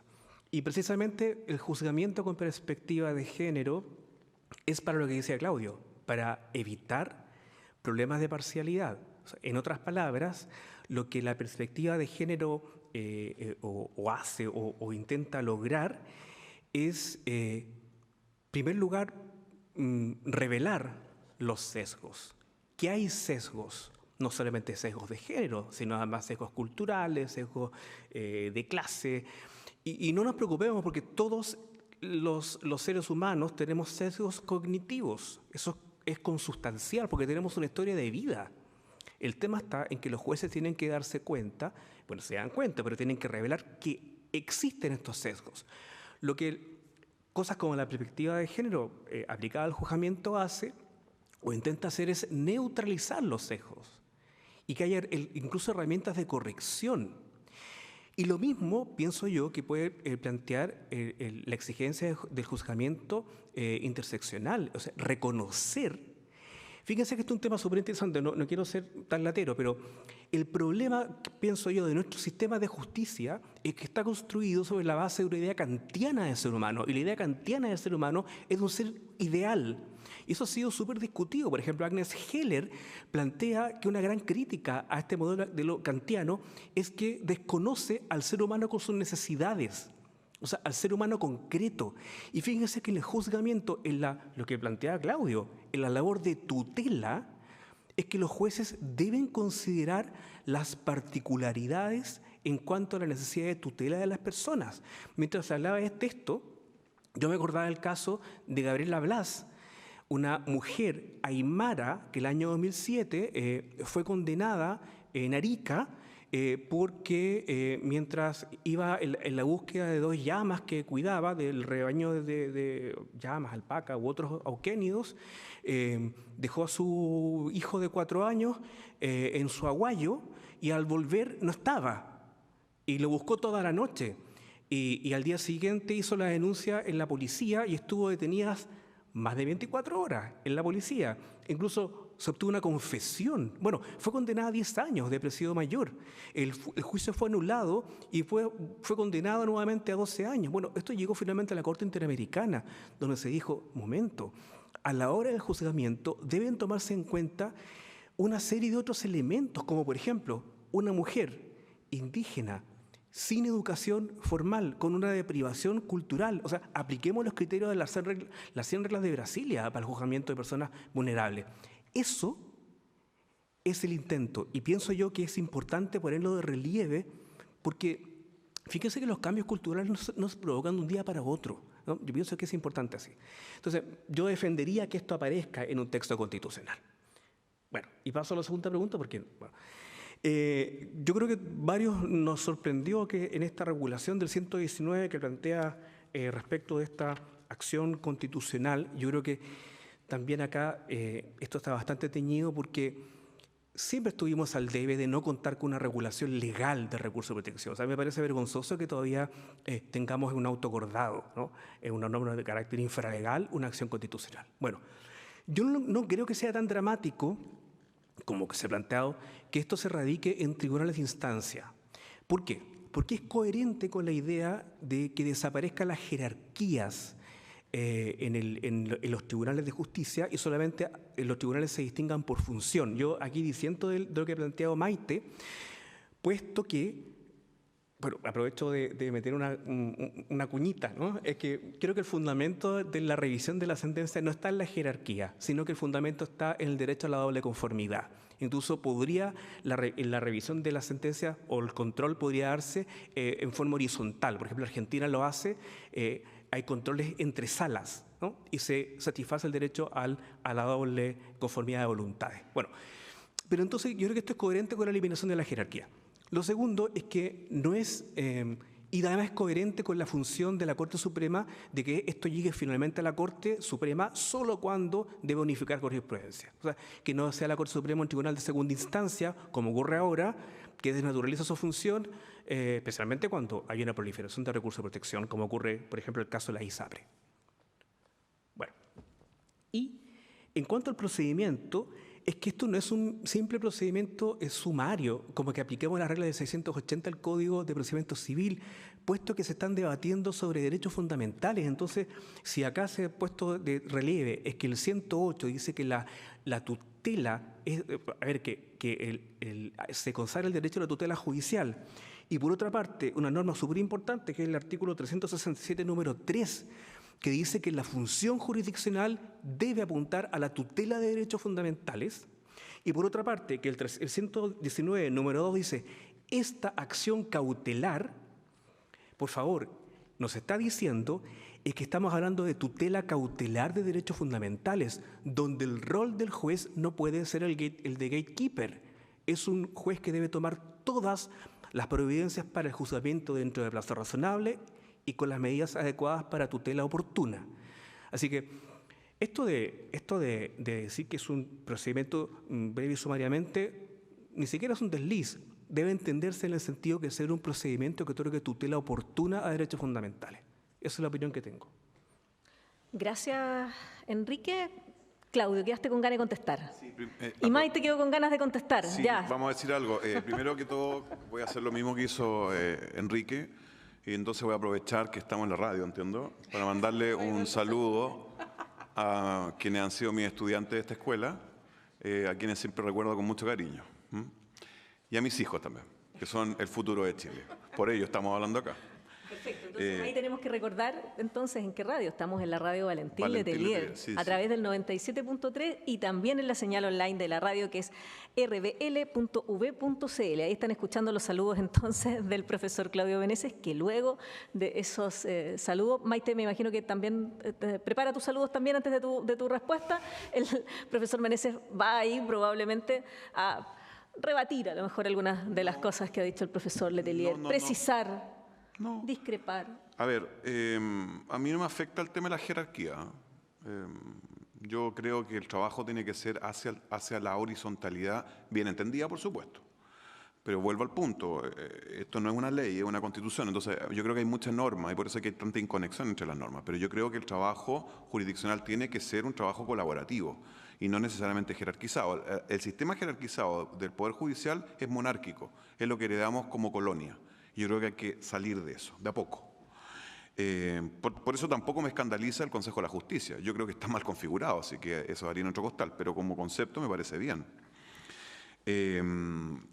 Yo creo que es necesario trabajar a nivel legal, insisto, en la jurisdicción indígena. El ejemplo que dio Enrique, qué buen ejemplo, nos dice que ahí hay algo, hay un trabajo pendiente. A lo mejor sería el área, Enrique, para el sistema de jurados, por ejemplo, no sé. Pero bueno, yo creo que a nivel constitucional es mucho. Meterse en eso me parece excesivo. Y sobre el tema de la acción de cautela o en vez del recurso de protección, yo lo aplaudo, la verdad. Porque, a ver, los que somos litigantes sabemos que el recurso de protección es muy deficiente. Si tenemos suerte y nos escucharon, nos va a ir bien, y si no, nos va a ir mal. No tenemos un espacio real de discusión, no hay etapa probatoria. Y la decisión se toma después de que nos escuchan alegar 30 minutos a cada uno, como que fuera un recurso, cuando es una acción. El modelo que tenemos hoy día, fuera de que está establecido por un auto acordado, lo que efectivamente es vergonzoso, es un modelo propio de los recursos jurisdiccionales, no de una acción cautelar, tutelar. Entonces, a mí la verdad que me parece positivo esto, y no nos debería tampoco escandalizar si es lo que existe en materia laboral. Si en materia laboral existe la tutela de derechos fundamentales y ha funcionado bastante bien. Tal vez los problemas podrían venir por la saturación de trabajo de los tribunales civiles, cosas por el estilo, pero bueno, eso ya son políticas públicas que habrá que implementarlas. Pero si nosotros nos tomamos en serio el debido proceso y nos tomamos en serio la tutela judicial de los derechos fundamentales, esto no puede seguir a través de un recurso de protección. Y no es efectivo que dure 2 años el juicio sumario. Dura 2 años porque queremos que dure 2 años, porque nadie le pone el cascabel al gato. Y ahí hay un punto muy relevante que lo comentaba Enrique. Si el sistema procesal es un todo y hay que entenderlo como tal, ahí la clave va a estar para lograr tutelas en las medidas cautelares. Y eso es lo que hay que preocuparse, que sea un juicio sumario, pero con un potente sistema de medidas cautelares para que cuando esté el derecho realmente urgido y apremiado, pueda obtener una respuesta judicial pronta. Por lo tanto, me parece positivo ese avance. Yo no creo que sea un retroceso, todo lo contrario, yo creo que cada día el recurso de protección deja más que desear. Pero eso, fuera de los recursos de protección que yo he alegado, porque eso dejémoslo, que están bajo mi intervención profesional, porque ahí confiamos que todo va a salir bien. ¿Ya? Claro, tutela jurisdicción. Ya, dale, Maite. Ya, yo en realidad no contradigo lo que dicen aquí mis queridísimos profesores. En general, uno podría estar de acuerdo con todo en relación con la jerarquía. Nosotros tenemos la regla del grado, o sea, el criterio para revisar las decisiones judiciales efectivamente, por lo menos en el actual sistema en el jerárquico, ¿no? Ahora, avanzar hacia un sistema horizontal me parece bien. El problema es que lo más seguro es que algún órgano jurisdiccional se plantee, pero porque al de al lado me tiene que revisar la sentencia si tenemos la misma jerarquía. Si esa es la realidad, las sentencias judiciales se revisan precisamente porque existen tribunales superiores y eso es un sistema que en principio no afectaría en principio la independencia, ¿verdad? Habría que avanzar a un sistema que garantizara esa independencia y que fuera horizontal. Yo no tendría problema con eso en la medida que estuviera bien regulado, pero así como está de abierto en esto de la... Porque fue como, al final esto es como quitarle todos digamos, la dignidad al Poder Judicial. Esa es la realidad. A ver si se llama Poder Judicial. Yo estoy de acuerdo que si hubiera llamado Tribunal de Justicia estaríamos en la misma, digamos. O sea, me parece estupendo, pero no es la degradación nominal que se hace en el borrador. En relación con las perspectivas, yo también estoy de acuerdo con la idea o la orientación de que estas tienen por objeto evitar las discriminaciones, pero yo siempre creo que hay que tener en cuenta que las perspectivas deben probarse, ¿ya? O sea, la perspectiva debe ir acompañada de la prueba en el proceso, digamos. O sea, lo que no va a estar bien, yo coincido con lo de la igualdad sustantiva, lo encuentro sumamente peligroso, pero lo que no va a estar bien es la aplicación de perspectivas, de todas estas perspectivas que está introduciendo el borrador, sin prueba. ¿Ya? Ahí estamos mal. O sea, uno nunca tiene que olvidar, como buenos estudiantes de Derecho que son ustedes, como buenos procesalistas que son aquí mis compañeros, el hecho de que hay necesidad de probar y si efectivamente se prueba esta perspectiva, indudablemente que se puede proceder a su aplicación. Y en el tema en materia de recursos de protección, bueno, a propósito de la perspectiva hay una norma que es bien especial para ti que preguntaste sobre las perspectivas. Fíjense que en materia de paridad y perspectiva de género, el artículo 312 establece que los sistemas de justicia deben adoptar, dicen, medidas para prevenir, sancionar y erradicar la violencia contra mujeres, la diversidad y disidencias sexuales y de género. Ahora, la pregunta es que está bien, pero esto, yo coincido, no es tema del legislador. O sea, la pregunta es, bueno, los tribunales, ¿cuándo van a adoptar estas medidas? ¿De modo preventivo? ¿De modo represivo? ¿Habiendo un procedimiento judicial pendiente? ¿No habiendo procedimiento judicial pendiente? Y eso nos lleva al problema de la tutela cautelar, ¿ya? Porque indudablemente que la tutela cautelar ha avanzado. Hoy día incluso tenemos tutelas cautelares que son autosatisfactivas, que vendría a ser el procedimiento de protección de derechos fundamentales, ¿ya? Entonces, claro, todo esto plantea harta novedad, pero hay que tener en cuenta, yo siempre creo que yo he trabajado el tema de las medidas cautelares innovativas, por ejemplo, hay que tener en cuenta el debido proceso, ¿ya? Y hay que tener en cuenta el derecho de defensa, y hay que tener en cuenta la igualdad ante las partes, ¿ya? Entonces, a mí me parece bien la modernización, bien la introducción de nuevos criterios en la medida que logremos conservar las garantías procesales mínimas, igualdad y derecho de defensa. Gracias, Maite. Sí, no, yo saludo a todos los que nos están escuchando y a nuestro público presente aquí. Sí, había que decirle que a Maite le había faltado el saludo que han hecho todos nuestros panelistas del día de hoy. Quizás tenemos un par de minutos solamente para una preguntilla más, si es que alguien la quiere realizar, si es que alguien... Oye, se entusiasmaron, parece, ¿eh? Esta cosa... Aquí hacemos esas dos preguntas idealmente breve para que podamos aprovechar los minutos que nos quedan. Yo tengo una pregunta para el profesor Letelier también. Ay... Parece que este ha sido uno de los paneles con más debate, pero un debate en buena lida. ¿Se escucha? Sí. Las preguntas no eran breves, pero voy a intentar resumirlas. Sobre la existencia y composición del Consejo de Justicia para el profesor Claudio y la profesora Maite, ¿qué opinión les merece?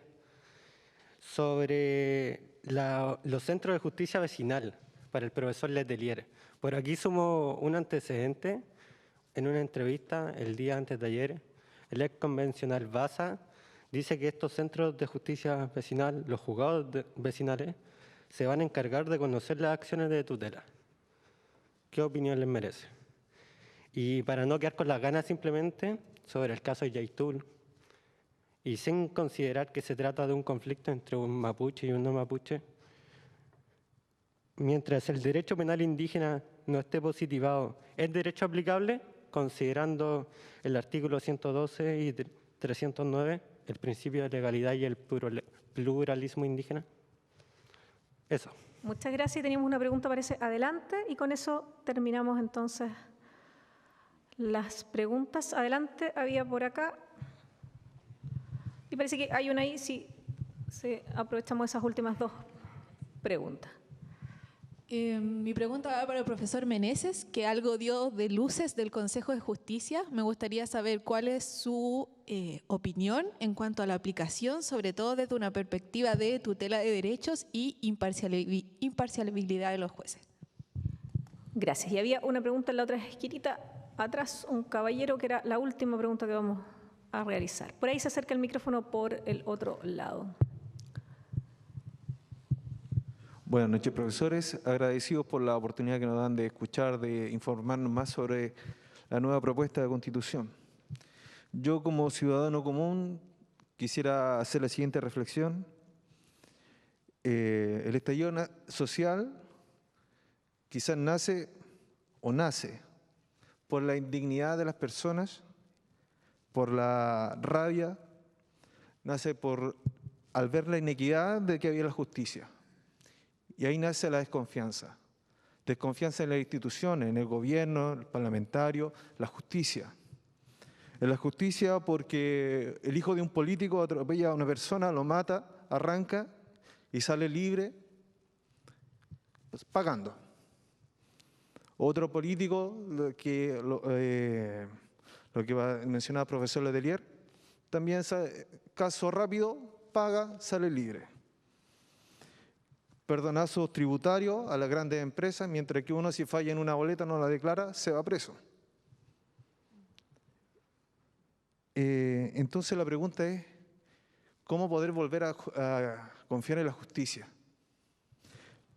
Y yo destaco, por ejemplo, lo que dice la nueva Constitución que dice que toda persona condenada por abuso, corrupción, otros delitos, no podrá ejercer un cargo público.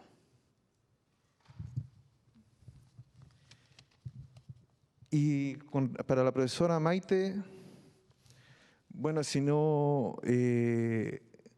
¿qué pasa con la justicia militar?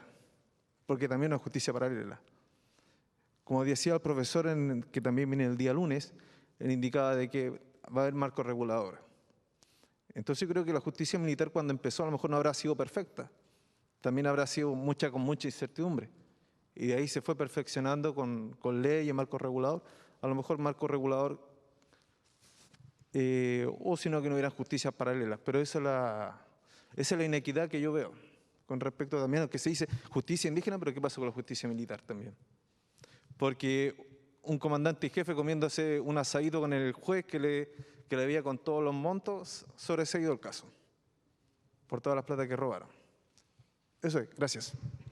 Agradecemos entonces las preguntas que ha hecho nuestro público asistente, algunas de las preguntas ahí técnicamente preparadas y otras también desde una perspectiva más ciudadana, que también es interesante poder responderlas. Como decía también Maite, son preguntas que se hacen el ciudadano de pie, la persona común que no necesariamente tiene conocimientos específicos del derecho, y es a quien se le van a aplicar esta Constitución y este sistema. En esta oportunidad les voy a proponer que partamos al revés. Vamos a partir por el lado del profesor Enrique Letelier para concluir. Sí, ahora les vamos a poner un poquito de tiempo para objeto de que podamos terminar la jornada y retirarnos más o menos dentro de los tiempos previstos. Les recordamos a todos que están escuchando la propuesta de nueva Constitución en su cuarta sesión Sistemas de Justicia a través de la radio Valentín Letelier en el 97.3 y a través de la señal online de rbl.v.cl. Profesor Letelier, ahí que responde ahí a las preguntas. ¿Qué preguntas?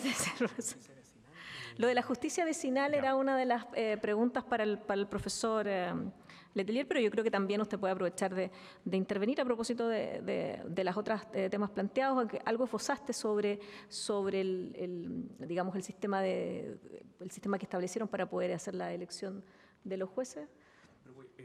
Pero justicia vecinal era la pregunta. Y pareciera inequidad también puede ser de la justicia. Creo que podrás decir algo a propósito del caso que trajiste a colación. Quien lo preguntó también lo vinculaba con la acción de constitución, la acción de tutela, parece, ¿no?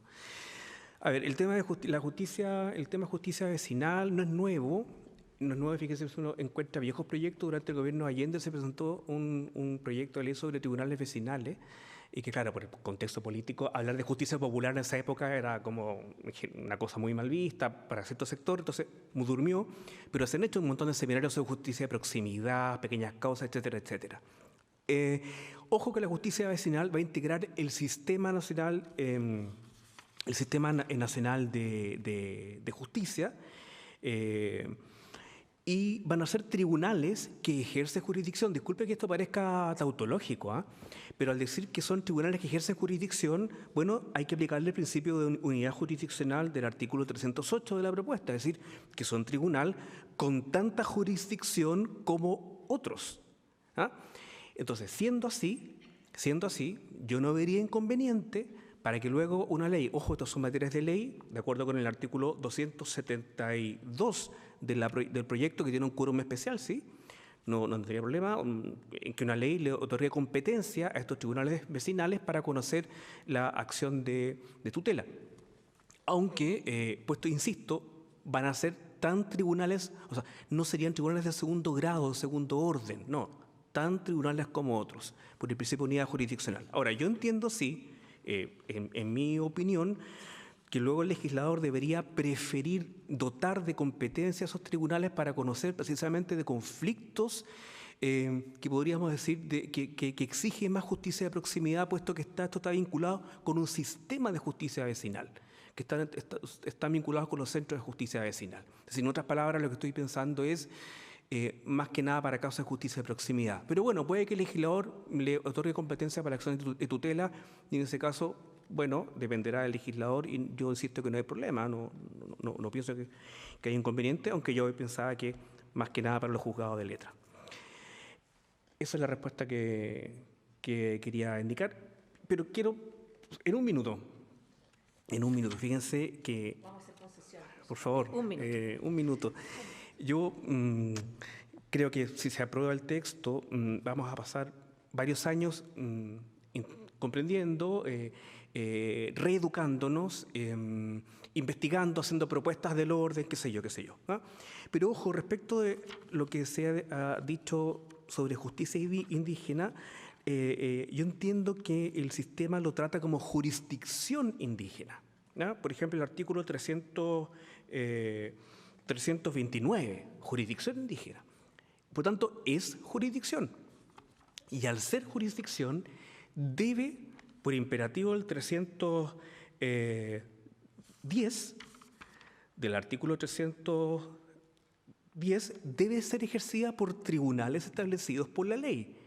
Y aquí yo no estoy de acuerdo con lo que plantea Claudio. ¿Por qué? Porque esa norma del 310 número 2 debería primar en el sentido, puesto que es tributaria de toda una tradición milenaria del derecho al tribunal preestablecido por la ley. En consecuencia, no basta que se reconozca a cualquiera, sino que deberán ser tribunales establecidos por la ley para que ejerzan jurisdicción indígena y en consecuencia se les aplicará el principio de unidad jurisdiccional también. Eso, por lo menos esa sería mi propuesta interpretativa, pero bueno, falta mucho todavía para que algún día incluso me escuchen. Eso es. Gracias, profesor. Continuamos con Claudio, ¿te parece? Sí.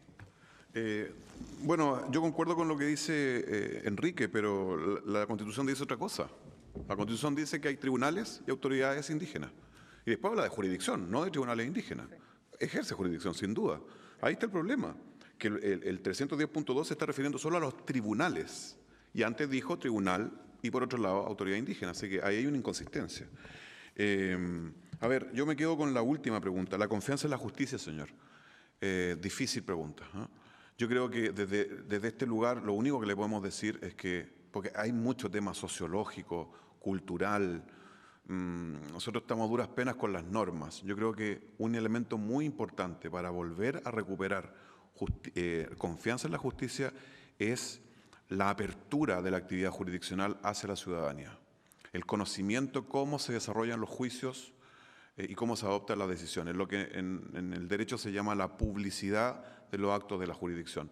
Eso sería como lo mínimo, el punto de partida. El resto es mucha materia porque, como le digo, aborda un sinfín de quehaceres de la vida humana y estamos hoy día metidos, lamentablemente, como sociedad, en el ojo del huracán de la desconfianza, porque hoy día en realidad estamos desconfiando de todo. Y eso, lo que usted se refería a las protestas de octubre del 2019, fue una explosión de angustia frente a esta desconfianza en todo. Entonces, solamente para no dejarlo pendiente, yo le diría que un punto que me parece relevante, sin duda pobre, pero un punto que me parece relevante es el de la publicidad. El Consejo de Justicia, a mí me parece bien. Yo creo que el gobierno judicial a cargo de la Corte Suprema no corresponde. Porque en el fondo el sistema monárquico es el rey, la reina en realidad. La reina gobierna. Sí, la Corte Suprema de Justicia está llamada a ejercer una función unificadora de jurisprudencia, el Tribunal Supremo, y ejercer jurisdicción. Por lo tanto, toda la actividad no jurisdiccional de la Corte Suprema a mí me resulta incómodo porque va contra la esencia de la actividad jurisdiccional, que es abocarse a lo que decíamos antes, la tutela. Por tanto, a mí me parece un buen paso el del Consejo de la Justicia como un órgano encargado del gobierno, precisamente para lograr esta potenciación de la actividad judicial. Ahora, esto son palabras mayores, ¿eh? Aquí no se puede improvisar, porque si no nos podemos mandar al tacho de la basura la independencia. Y eso es muy delicado. Si Eduardo Couture, alguien lo mencionaba hace un rato, decía, cuando perdamos a los jueces independientes, todos tenemos que temer. No vamos a poder dormir tranquilos. Y tenía toda la razón el maestro uruguayo, porque en realidad un juez que está condicionado por otro poder va a ser un mal juez. Y esto tiene algunos, algunos elementos que generan una tensión al menos. Ahora, dado que tenemos que ya ir cerrando, solamente yo menciono un punto a propósito de la inconsistencia, porque no obstante la mirada técnica que he tratado de darle al proyecto propositiva, yo me encuentro con demasiadas contradicciones que son muy peligrosas. Yo no entiendo por qué aquí hay 2 integrantes pueblos indígenas. Si el Consejo de la Justicia está hecho para los tribunales estatales, no para las autoridades de naciones y pueblos indígenas. ¿Por qué hay 2 integrantes de los pueblos indígenas acá? No tiene sentido, si esto es para el órgano jurisdiccional estatal. Entonces ahí es donde se van mezclando estos, como que fuera una gran hermandad, cuando en tema jurisdiccional todo es muy fino y muy delicado, y la independencia es un valor fundamental, precioso. Y antes de darle la palabra a Maite, miren, solamente una reflexión a propósito de tanta norma, excesiva norma, como una hipertrofia de norma. El 312 dice, los sistemas de justicia deben adoptar todas las medidas para prevenir, sancionar, erradicar la violencia contra las mujeres, diversidad y disidencias sexuales y de género, en todas sus manifestaciones y ámbitos. ¿Y los niños? ¿Y qué pasa con los niños, niñas y adolescentes? Porque aquí hay una proclama. Evitemos la violencia contra las mujeres, evitemos el ataque a la diversidad y disidencias sexuales. Pero no debería ser una primera preocupación, ¿acaso a nivel constitucional, de la situación y la protección judicial de los niños, niñas y adolescentes? Aquí no está mencionado en ni una parte. Ahí a mí esto me genera incomodidad. Profesor, pero a lo mejor tiene que ver con la interpretación que tenía Enrique de por qué estaban ahí entonces integrantes de los pueblos originarios. Porque él decía que iban a haber tribunales, en la interpretación de Enrique iban a haber tribunales indígenas como tribunales. Entonces a lo mejor por eso es que estamos ahí apuntando a armonizar la norma. Pero imaginémonos que estamos ni siquiera con un texto aprobado y ya lo tenemos que ultrainterpretar. Deberíamos tener un texto claro para que el día de mañana, cuando exploten los conflictos y exploten las situaciones de tensión, tengamos que interpretar, pero si lo estamos interpretando desde ya, porque es antagónico, a mí me genera mucha inquietud. Es que esta ha sido la única oportunidad que hemos tenido de interpretar un texto constitucional, profesor, previo a su ratificación por la ciudadanía, entonces no hemos tenido, esta es la primera. Claro, por lo menos en el ejercicio chileno, entonces no sabemos cómo se ha hecho antes. Por eso, esta es la primera oportunidad que hemos tenido de discutir qué es lo que va a pasar con un texto constitucional. La Constitución del 80 no tuvimos la posibilidad de tener estas discusiones interesantes y además, obviamente, tener un plebiscito como el que vamos a tener. Profesora. Tú eres muy chica para discutir la Constitución del 80. No, yo no la discutí, pero nadie tuvo la posibilidad de discutirla en estos paneles, en estas conversaciones tan transversales, incluso ciudadanamente. La Constitución actual sí ha generado interpretación. De hecho, todos los recursos en contra de las ISAPRE han entrado por el derecho de propiedad, no han entrado por el derecho a la salud. Entonces, tampoco es que no se haya interpretado, no se haya discutido el texto constitucional. Eso, por supuesto que entiendo tu planteamiento. A ver, yo algunas cosas, yo también coincido ¿Cuál es el problema que plantea Enrique? Y yo coincido con Claudio sobre el tema de la jurisdicción. Es que precisamente estamos ante un texto que admite, desgraciadamente, como señala Inés, muchas interpretaciones. Y aquí deberíamos tener un texto limpio que sea la base, pero no, esto es un texto así como que trató de acumular todas las cosas, y eso lo dejó precisamente con problemas de interpretación. Pero hay que ir al texto, y el texto efectivamente deja fuera lo que es autoridad indígena. Los deja fuera porque habla de sistema de justicia y, como decíamos antes, dice jueces y juezas de los tribunales de justicia. Y en el artículo anterior dice tribunales de justicia y autoridad indígena, y eso podría prestarse perfectamente para entender que las autoridades indígenas no quedan dentro de los sistemas de justicia. Ahora, en relación con la reina, claro, uno le quita el gobierno judicial a la reina, pero yo no entiendo por qué se mantiene entonces la responsabilidad política, por ejemplo, de la reina. Si uno le va a quitar el gobierno judicial, bueno, quitémosle el notable abandono de deberes también, ¿no? Porque allí hay una especie de incompatibilidad. Y lo otro que a mí me preocupa es la prohibición absoluta del ejercicio de funciones administrativas. Yo me planteo, si un sistema de justicia no va a tener función administrativa, ¿por qué el presidente de la Corte Suprema no puede integrar la sala? Porque hasta ahora no integra porque tiene función administrativa, pero ahora no habría ninguna prohibición para que los presidentes de las salas integren. Los de las Cortes pueden, los de la Corte Suprema no pueden. Eso como primera cosa. Y segundo, podríamos llegar, tal vez voy a plantear una exageración, pero hay que planteárselo precisamente por un texto muy ambiguo. Si le vamos a prohibir completamente la función administrativa a la Corte Suprema, ¿podrá informar, por ejemplo, los proyectos de ley que tengan que ver con temas de justicia? Porque eso es una función administrativa. Entonces, habrá que plantearse si puede informar o no puede informar los proyectos de ley. Hasta ahora los informes que hace la Corte Suprema son bastante educativos, son bastante recomendables para efectos de consolidación legal luego del Poder Judicial. Yo coincido con el problema de la confianza en la justicia. Ahora hay que tener en cuenta que los tribunales de justicia aplican los procedimientos establecidos por la ley. Entonces habría que partir por plantearse los procedimientos establecidos por la ley. Ahí yo reconozco un punto positivo en el borrador, que es el sistema de justicia abierta. ¿Ya? Eso se consagra en el sentido que la justicia sea completamente transparente, que es una consagración que el Poder Judicial ya ha venido trabajando. El Poder Judicial acaba de inaugurar una base de jurisprudencia en que sale todo, y eso obedece precisamente a un sistema de justicia abierta, y eso es positivo. Ahora, en relación con la justicia militar, sí, la justicia militar se ha discutido y ha ido evolucionando a lo largo del tiempo. Una primera superación de inconvenientes fue el problema del fuero, ¿ya? O sea, si a los civiles se les podía juzgar por el procedimiento militar o no se les podía. Eso ya fue un avance, una innovación en materia de justicia militar. Ahora, ¿dónde está la diferencia con los sistemas indígenas? En que la justicia militar tiene un código. ¿Ya? Hay una ley preestablecida que juzga a los militares.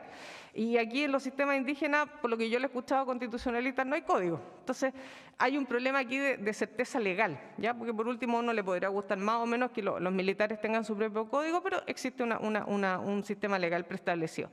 Y por otra parte, los militares están siendo juzgados hoy día por una ministra de Corte de Apelaciones. O sea, hay una relación, hay una interdependencia entre lo que es el sistema militar y lo que es el sistema de la justicia ordinaria. O sea, no queda descontrolado, no queda por fuera, sin perjuicio de lo que dice usted, que efectivamente puede haber cuestiones subjetivas que se pueden dar en todos los procedimientos, o sea, no solamente en los procesos militares. Que hay una serie de desigualdades y una serie de criterios que hay que superar, sí. Que para eso necesitamos refundar. No sé, no tengo tan claro que tengamos que destruir todo para mejorar el acceso a la justicia principalmente. Agradecemos a la profesora Maite Aguirrezábal. Ahí hemos respondido la totalidad, que fresca, han respondido la totalidad de las preguntas que se han realizado. Estamos concluyendo, pero antes de terminar yo quisiera extender una invitación, porque el día jueves 1 de septiembre a las 18 horas concluye nuestro ciclo, es la 5ª jornada, y en esa oportunidad el tema central será Estado regional y administración local. Gran tema, porque ahí hay innovaciones importantes. Y ahí ese día expondrán el profesor Carlos Thorn, de acá de la Universidad de Valparaíso, la profesora Isabel Aninat, de la Universidad Adolfo Ibáñez, el profesor Aldo Valle, de acá de la Universidad de Valparaíso, y el profesor Pedro Pierri, también de la Universidad de Valparaíso, y también, forma parte también de la Universidad Católica de Valparaíso. La actividad va a estar moderada ese día por la profesora Claudia Cosani, secretaria académica de nuestra Casa de Estudios. Agradecemos a todos quienes han estado presentes en el aula magna de la Escuela de Derecho. Agradecemos al decano de la Facultad de la Escuela de Derecho que nos ha acompañado desde el comienzo de toda la jornada y a quienes nos han escuchado entonces a través de la radio Valentín Letelier, a través entonces de su señal en el 97.3 y también de su señal online. Así que los dejamos muy invitados para la jornada que se realizará el próximo 1 de septiembre y obviamente esperamos que las conversaciones, el debate que ha habido el día de hoy, sano debate sobre aspectos jurídicos, les sirva a quienes todavía estén indecisos, a quienes no, les sirva para confirmar la decisión que vamos a tener que tomar todos los que estamos acá el 4 de septiembre. ¿Apruebo o rechazo? Es la pregunta que todos nos vamos a responder. Muchas gracias a todos y a todas.